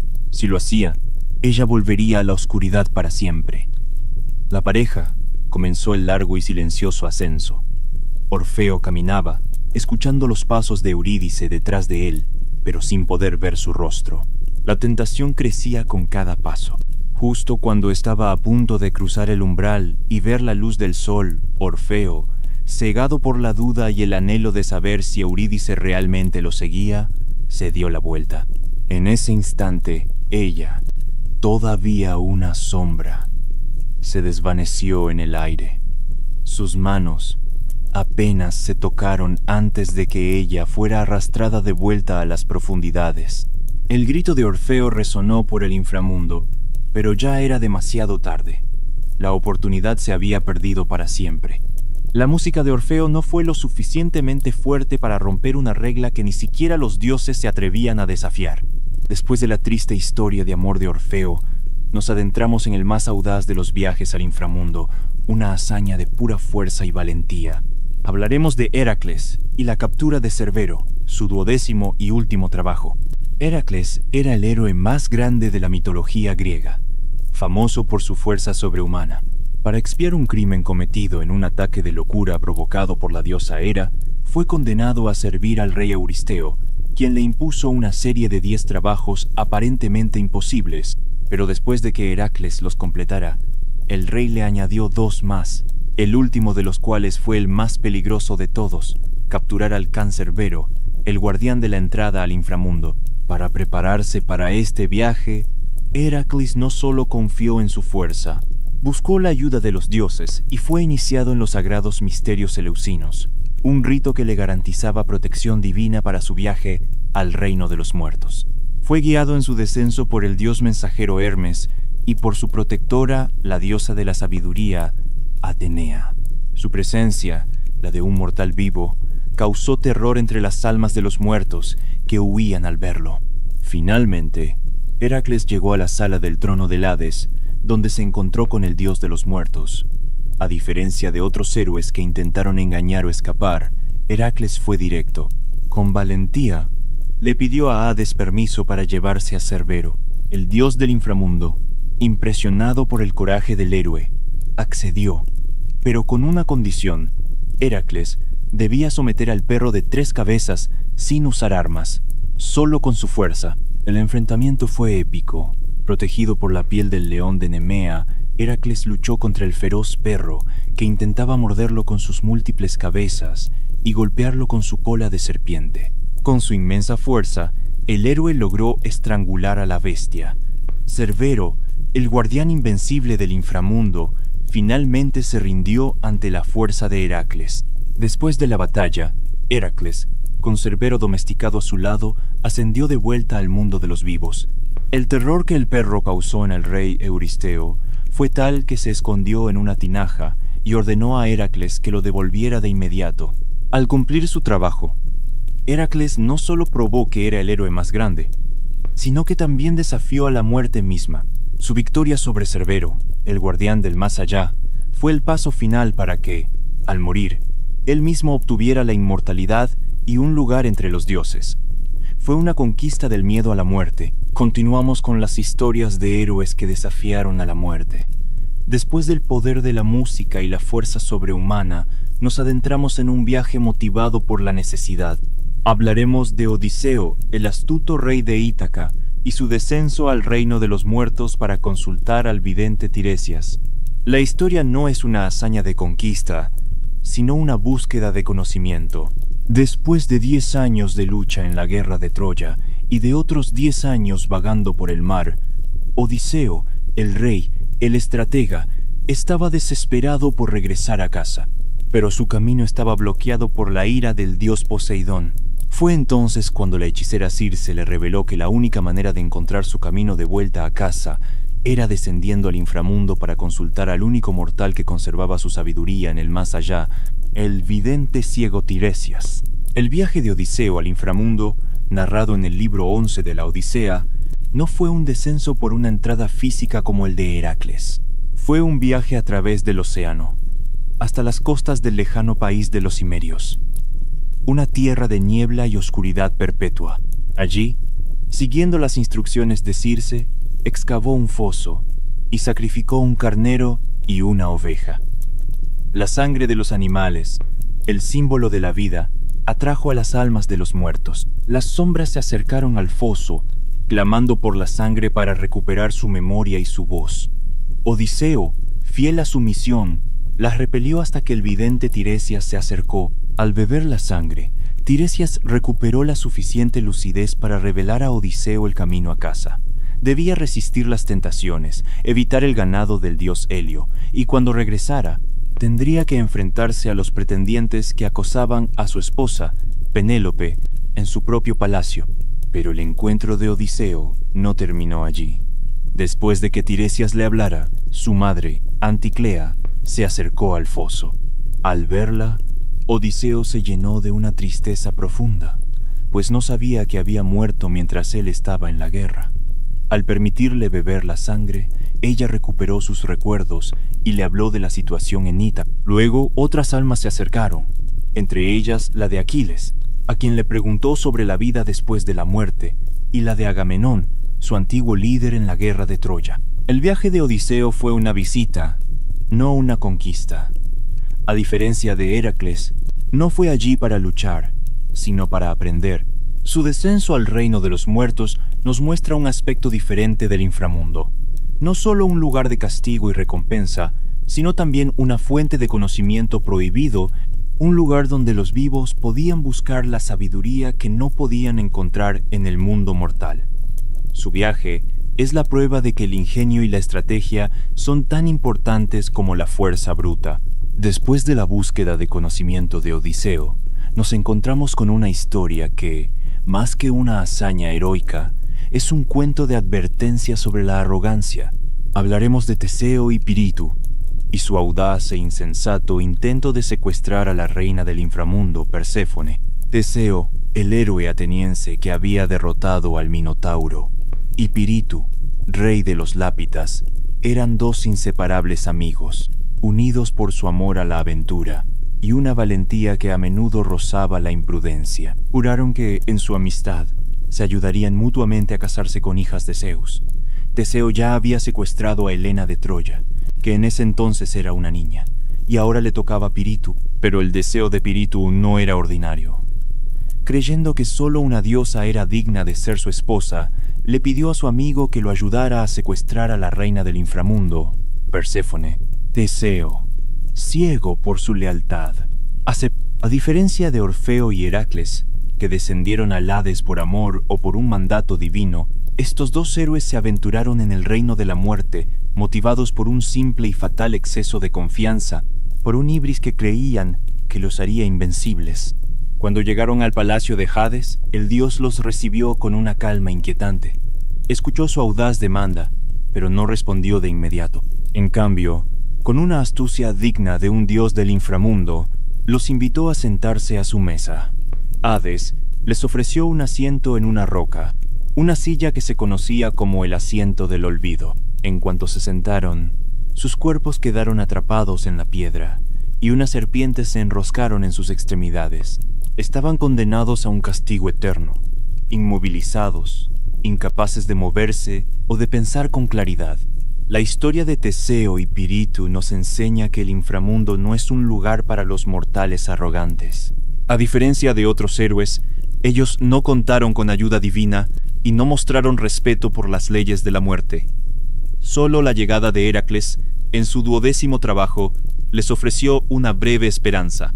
Al ver a sus amigos inmovilizados, Heracles se apiadó de ellos e intentó liberarlos. Logró arrancar a Teseo del asiento, pero cuando intentó liberar a Pirítoo, la tierra tembló, un signo de que su destino era inalterable. El héroe solo pudo salvar a Teseo, dejando a Pirítoo en su tortura eterna. El mito de Teseo y Pirítoo es un claro recordatorio de que incluso los héroes más grandes, si se dejan llevar por la arrogancia, no tienen poder contra la voluntad de los dioses. Su castigo es la inmovilidad eterna, una prueba de que el poder de los mortales tiene un límite, y que ese límite comienza justo en las puertas del inframundo. Después de presenciar las aventuras impulsadas por el amor, el poder y la ambición, llegamos al último de los grandes héroes que se atrevió a desafiar la muerte. Sin embargo, su viaje al inframundo tuvo un propósito muy diferente, uno dictado por el destino mismo. Hablaremos de Eneas y su visita al reino de los muertos para conocer el futuro de su pueblo. Eneas no es un héroe griego, sino un príncipe troyano, hijo de la diosa Venus y del mortal Anquises. Después de la destrucción de Troya, su destino era liderar a los supervivientes y fundar un nuevo imperio, el pueblo romano. Su historia, narrada por el poeta Virgilio en la epopeya de la Eneida, está llena de un profundo sentido de deber y un propósito divino. A lo largo de su arduo viaje por el mar, Eneas fue constantemente acosado por la diosa Juno, pero guiado por la voluntad de los dioses, finalmente llegó a las costas de Cumas, en lo que hoy conocemos como Italia. Allí, el héroe buscó a la Síbila de Cumas, una poderosa profetisa, que le reveló que para entender su destino y cumplir con su propósito, debía descender al inframundo y consultar con el alma de su padre, Anquises. El viaje de Eneas, a diferencia del de otros, no era para recuperar a un ser querido, sino para adquirir conocimiento. Su descenso fue a través de un lago de vapores fétidos, el Averno, un lugar que los antiguos consideraban una entrada al Hades. La Síbila le entregó un ramo de oro, un regalo sagrado para la reina Persefone, que le permitiría pasar por el reino de los muertos sin ser dañado. En su viaje, Eneas pasó por las orillas del Aqueronte y vio las almas sin sepultura. Cruzó los campos de lamento, donde se encontró con el alma de la reina Dido, quien lo ignoró por haberla abandonado. Pero su encuentro más importante fue con su padre en los Campos Elíseos. Anquises, emocionado de ver a su hijo, no solo le dio un sabio consejo, sino que le mostró el futuro de su estirpe. Le mostró las almas de los futuros grandes romanos, una procesión de reyes y generales que gobernarían el mundo. Le dio una visión de la gloria de Roma, el imperio que él estaba destinado a fundar. El viaje de Eneas es la culminación de los viajes al inframundo. No era una lucha contra la muerte, sino una aceptación de su lugar en el gran plan de los dioses. Su visita al reino de Hades fue una peregrinación para entender su destino, para ver el futuro y para recibir el mandato divino de que él era el elegido para fundar el gran pueblo romano. Con su viaje, el inframundo griego se unió al legado de Roma, preparando el camino para el siguiente capítulo de nuestra historia. Después de presenciar los viajes audaces de los héroes, nos adentramos en un concepto más abstracto, pero más fundamental que cualquier dios o guardián. Hablaremos de las Moiras, o como las conocían los romanos, las Parcas, las diosas del destino, una fuerza que ni siquiera el propio Zeus podía desafiar. Las Moiras no eran deidades del inframundo, pero su trabajo influía directamente en él. Eran 3 hermanas ancianas, hijas de la noche, lo que las hacía más antiguas que los dioses olímpicos. Ellas controlaban el hilo de la vida de cada ser, tanto mortal como inmortal. Su voluntad era la ley del universo, una ley inmutable y sin compasión que ni los reyes ni los dioses podían alterar. Cada una de las hermanas tenía una función crucial en el ciclo de la vida. La primera de ellas era Cloto, cuyo nombre significaba la hilandera. Con su rueca y su uso, Cloto hilaba el hilo de la vida, un hilo que representaba el momento del nacimiento y el inicio de la existencia de un ser. La segunda era Láquesis, cuyo nombre significaba la que distribuye. Con su vara, medía el hilo de la vida que Cloto había hilado. Ella determinaba la duración y el destino de la vida de una persona, los eventos que marcarían su camino y el tiempo que le quedaba en la tierra. La tercera y más temida era Atropos, la inflexible o la ineludible. Con sus tijeras, cortaba el hilo de la vida de una persona, poniendo fin a su existencia. Su decisión era final e irrevocable.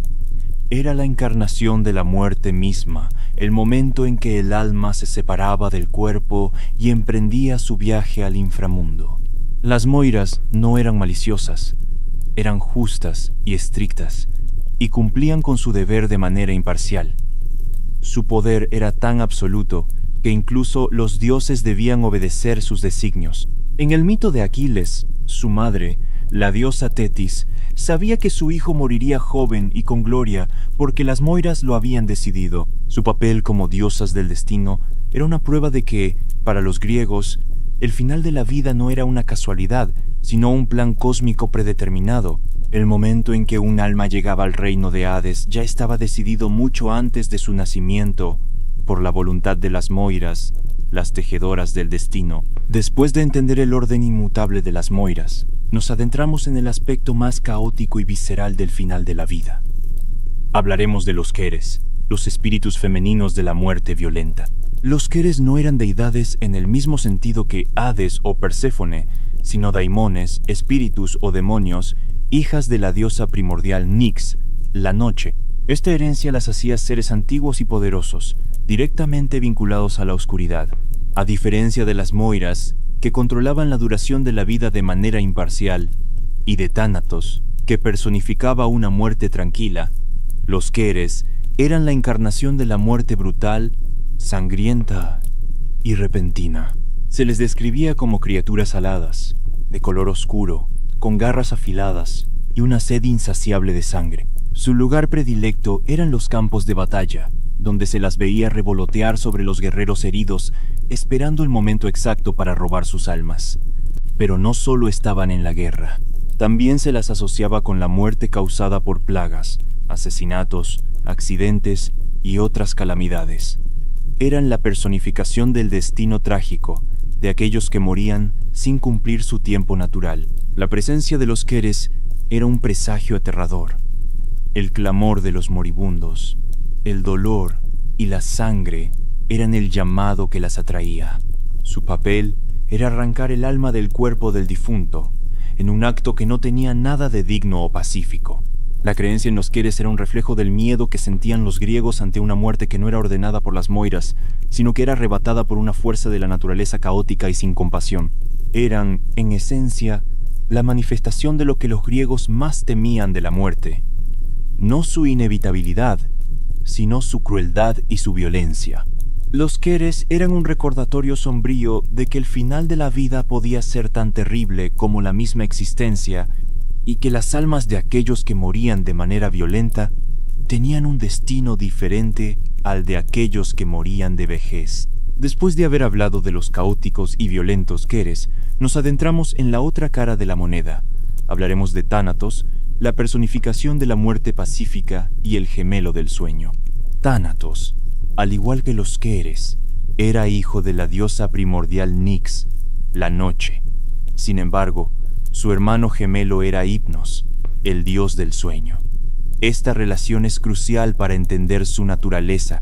El sueño y la muerte eran vistos como hermanos, un reflejo de que la muerte era un descanso, una liberación pacífica del cuerpo, al igual que el sueño.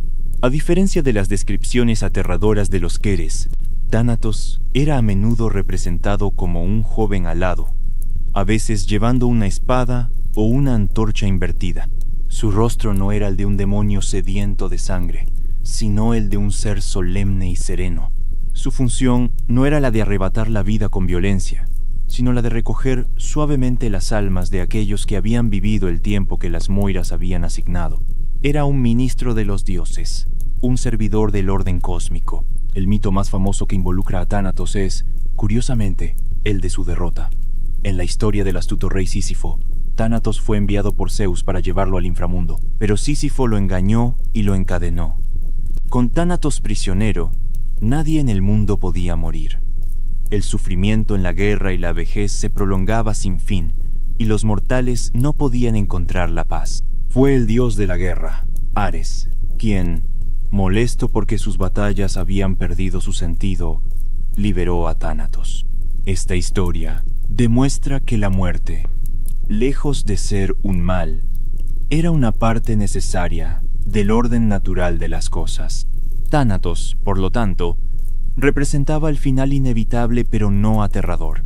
Su existencia ofrecía una forma de consuelo, la idea de que la muerte podía ser un final digno y tranquilo. Él era el contrapunto perfecto a los violentos Keres, y su figura completaba el cuadro de la percepción griega de la muerte, un fenómeno que, aunque inevitable, podía ser tanto caótico como pacífico. Después de reflexionar sobre Tánatos, la personificación de la muerte pacífica, es natural hablar de su hermano gemelo. Nos adentramos en el reino del descanso, la tranquilidad y el olvido temporal, para conocer a Hipnos, el dios del sueño. Hipnos era una deidad primordial, hijo de la diosa Nix, la noche, y del dios Erebo, la oscuridad. Su hermano gemelo era Tánatos, la muerte. Esta relación era fundamental para los griegos, quienes veían el sueño como un pequeño ensayo de la muerte, un descanso temporal que precedía el descanso eterno. El hogar de Hipnos estaba en una cueva oscura en el inframundo, un lugar donde el sol nunca brillaba y donde el río Lete fluía en un susurro, arrastrando los recuerdos. Se representaba a Hipnos como un joven apacible y alado, a menudo con una rama de amapola o una varita con la que tocaba a los mortales para inducirles el sueño. A veces se le veía llevando un cuerno con el que derramaba el sueño sobre la tierra.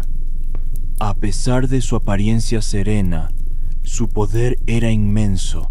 Era uno de los pocos dioses con la capacidad de influir incluso en los propios inmortales del Olimpo. El mito más famoso que ilustra su poder se encuentra en la epopeya de la Ilíada. La diosa Hera, en su eterna rivalidad con Zeus, planeó un engaño para ayudar a los griegos en la guerra de Troya. Para llevar a cabo su plan, necesitaba que Zeus se quedara dormido. Buscó a Hipnos y le ofreció la mano de una de las gracias a cambio de su servicio. Aunque Hipnos dudó, pues Zeus ya lo había castigado una vez por ponerlo a dormir, finalmente aceptó. Cubriendo la tierra con una niebla, Hipnos puso a dormir al dios supremo, lo que permitió que la voluntad de Hera se cumpliera. La figura de Hipnos es un puente entre el mundo de los vivos y el de los muertos.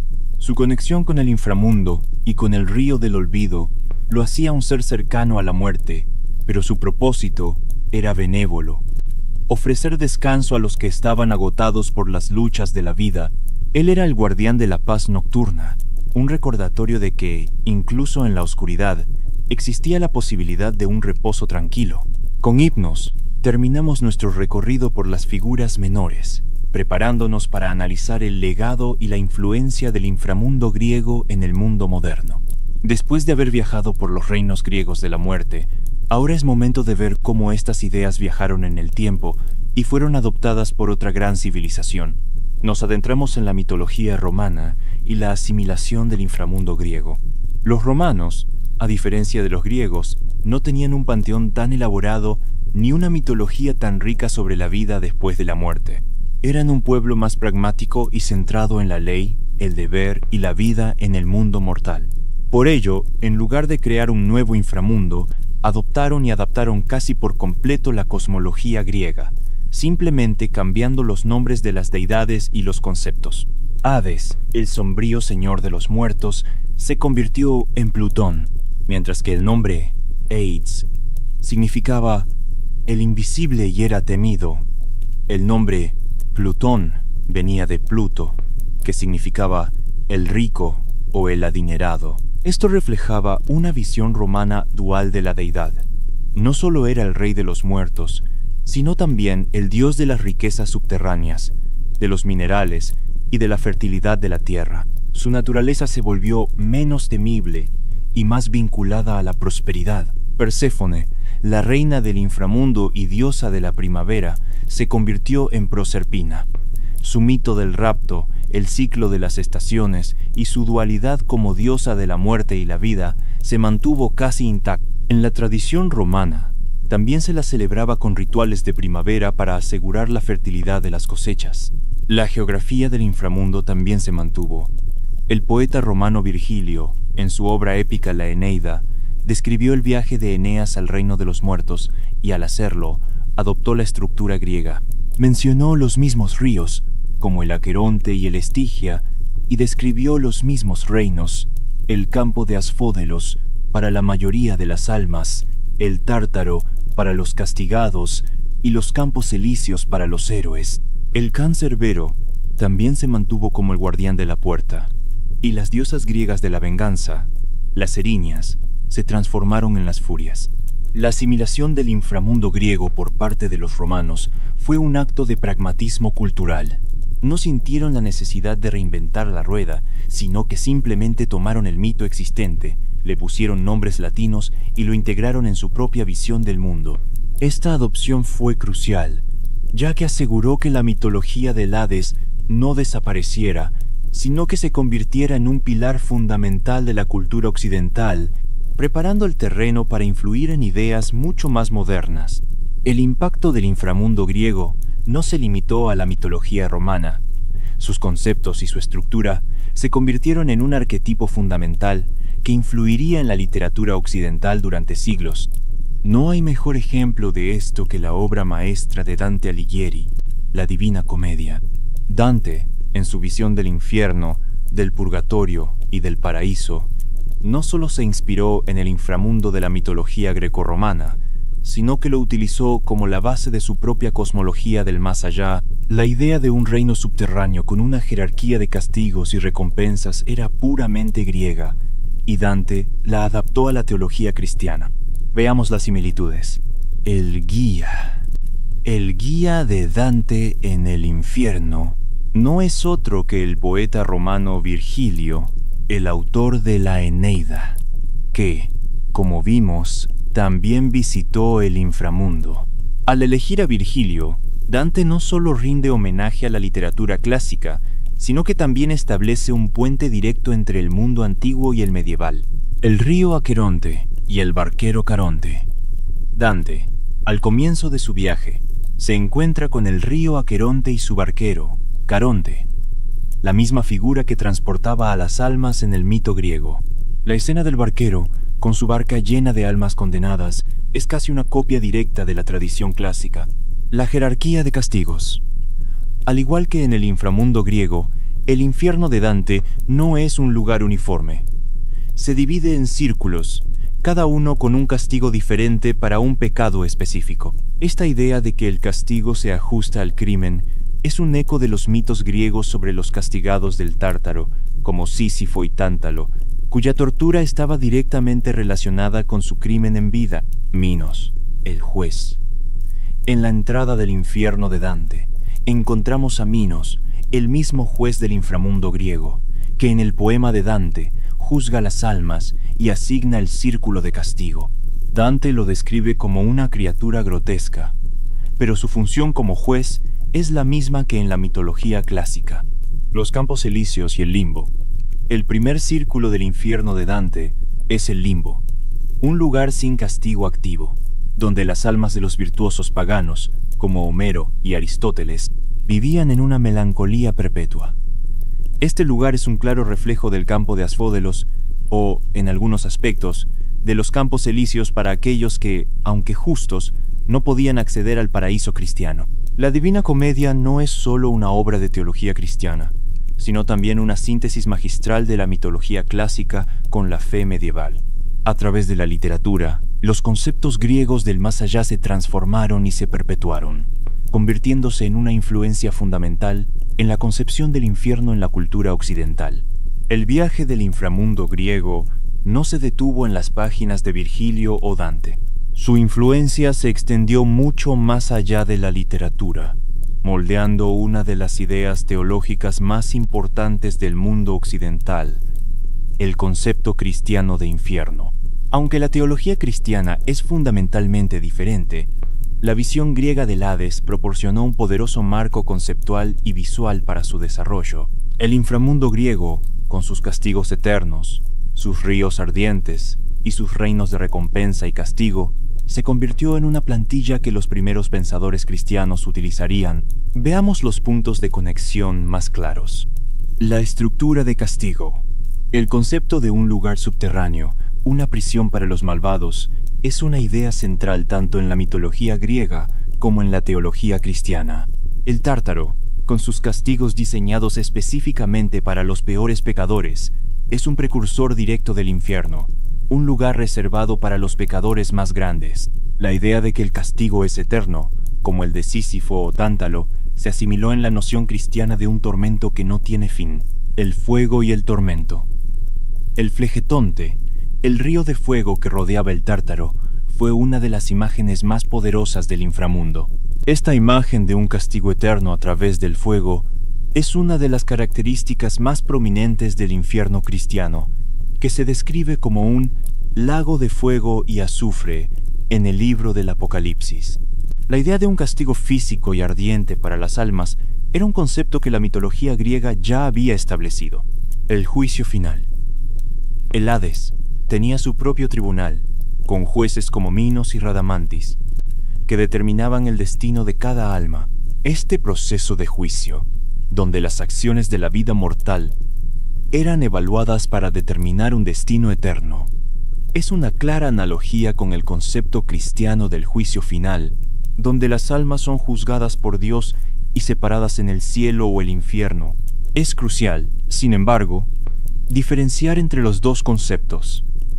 El Hades no era un lugar de maldad, y Hades no era una figura diabólica. El castigo griego era una cuestión de destino o de la arrogancia humana. El infierno cristiano, en cambio, es un lugar de castigo por el pecado contra la voluntad de Dios, y está gobernado por una figura de maldad pura, el diablo o Satanás.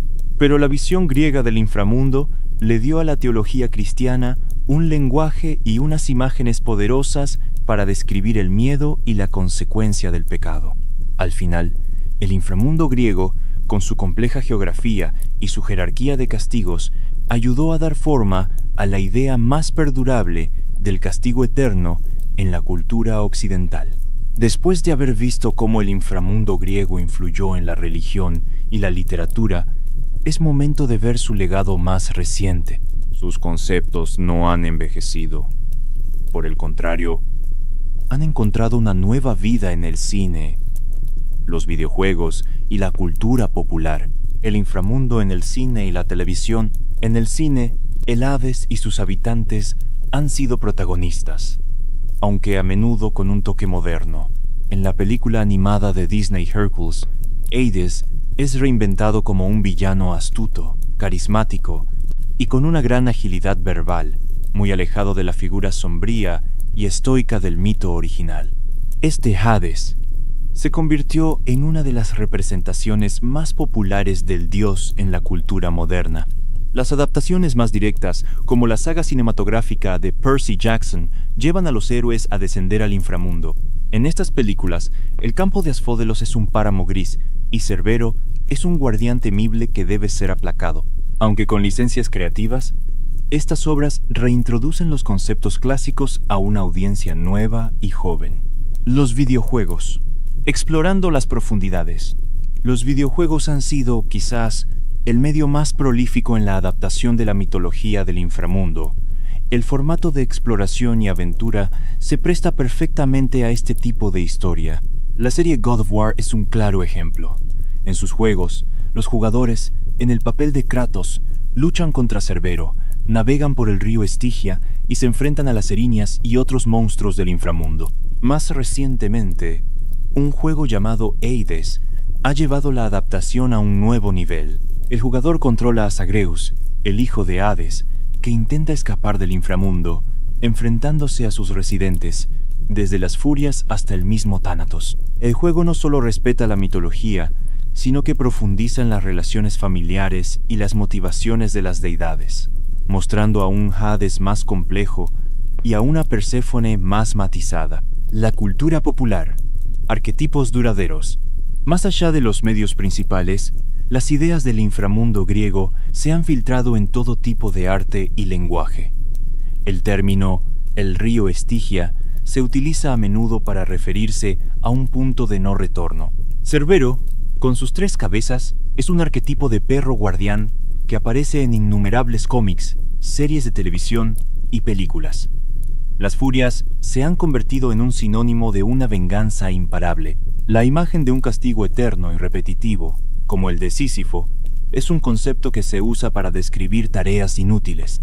En la cultura moderna, el inframundo griego no es solo una historia antigua, es un poderoso conjunto de arquetipos y símbolos que todavía utilizamos para hablar de la muerte, el destino, el castigo y la aventura.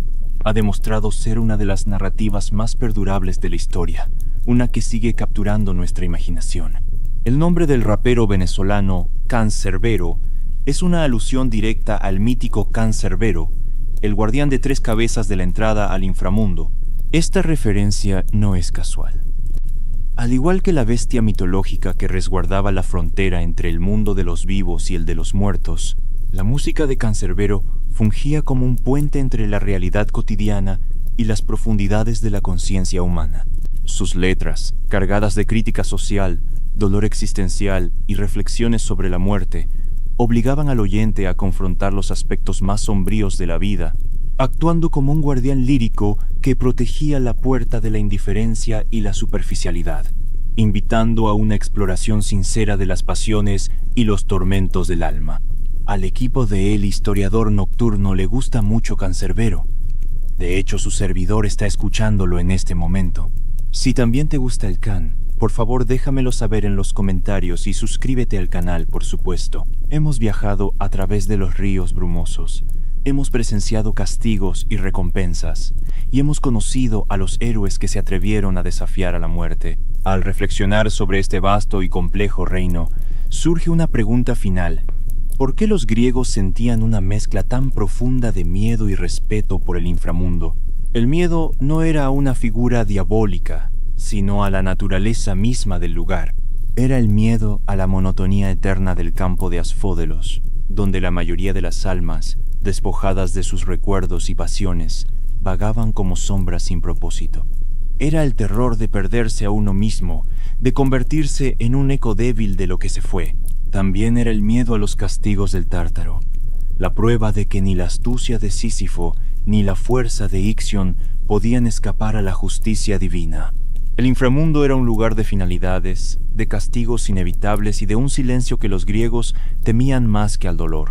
Pero al mismo tiempo, los griegos reverenciaban al inframundo como un lugar de orden y justicia. Era un reino que le daba sentido al universo. Los dioses como Hades, a pesar de su solemnidad, no eran seres malvados, eran jueces imparciales que garantizaban que las acciones en vida tuvieran una consecuencia. Los reyes como Minos y Radamantis aseguraban que los crímenes no quedaran impunes y que la virtud fuera recompensada. El inframundo era un recordatorio de que existía un equilibrio cósmico. El mayor temor para un griego no era morir, sino morir sin honor y sin gloria.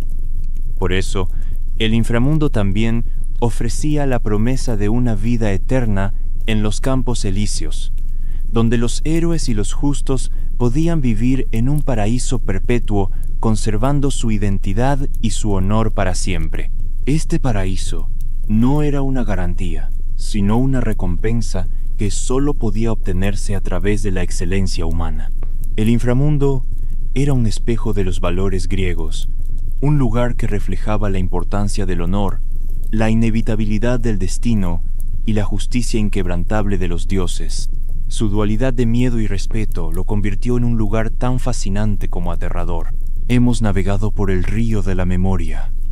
Hemos pasado por las puertas del Tártaro y hemos descansado en los campos elíseos. Con este viaje concluido, es momento de reflexionar sobre el impacto duradero del inframundo griego. Su legado no se limita a un puñado de mitos olvidados, sino que ha moldeado nuestra cultura y nuestra imaginación de maneras que aún hoy nos definen. El legado de Hades es, en esencia, la plantilla de nuestra visión del más allá. Su estructura jerárquica de castigos y recompensas fue tan poderosa que otras civilizaciones la adoptaron. Los romanos lo hicieron de forma literal. simplemente cambiando los nombres de Hades y Perséfone por Plutón y Proserpina, y manteniendo la geografía del inframundo casi intacta, pero la influencia más profunda llegó con la religión y la literatura.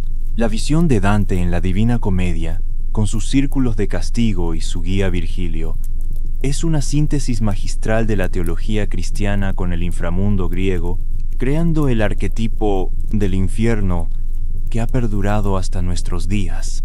Además de su impacto religioso, el inframundo griego nos dejó un lenguaje de símbolos y arquetipos.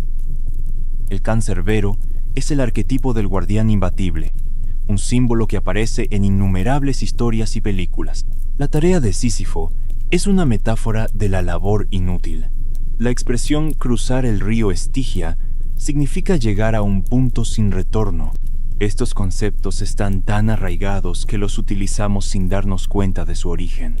Finalmente, el legado del inframundo griego es la demostración de que estas historias son atemporales. Hoy en día, los videojuegos nos permiten luchar contra los mismos monstruos que Hércules, y el cine nos presenta a un Hades moderno. Estas adaptaciones no son solo un reflejo de nuestra fascinación por lo antiguo, sino una prueba de que los temas centrales del inframundo, la justicia, el destino, el amor más allá de la muerte y la búsqueda de la gloria, siguen siendo tan relevantes hoy como lo fueron hace más de 2000 años. La historia de Hades es la historia de una de las primeras grandes reflexiones humanas sobre la muerte, y en cada una de sus profundidades nos ofrece una visión sobre nosotros mismos, sobre nuestros miedos más profundos y sobre las esperanzas más grandes. Y con esa reflexión, el viaje del historiador nocturno llega a su fin. Que tengan un plácido descanso.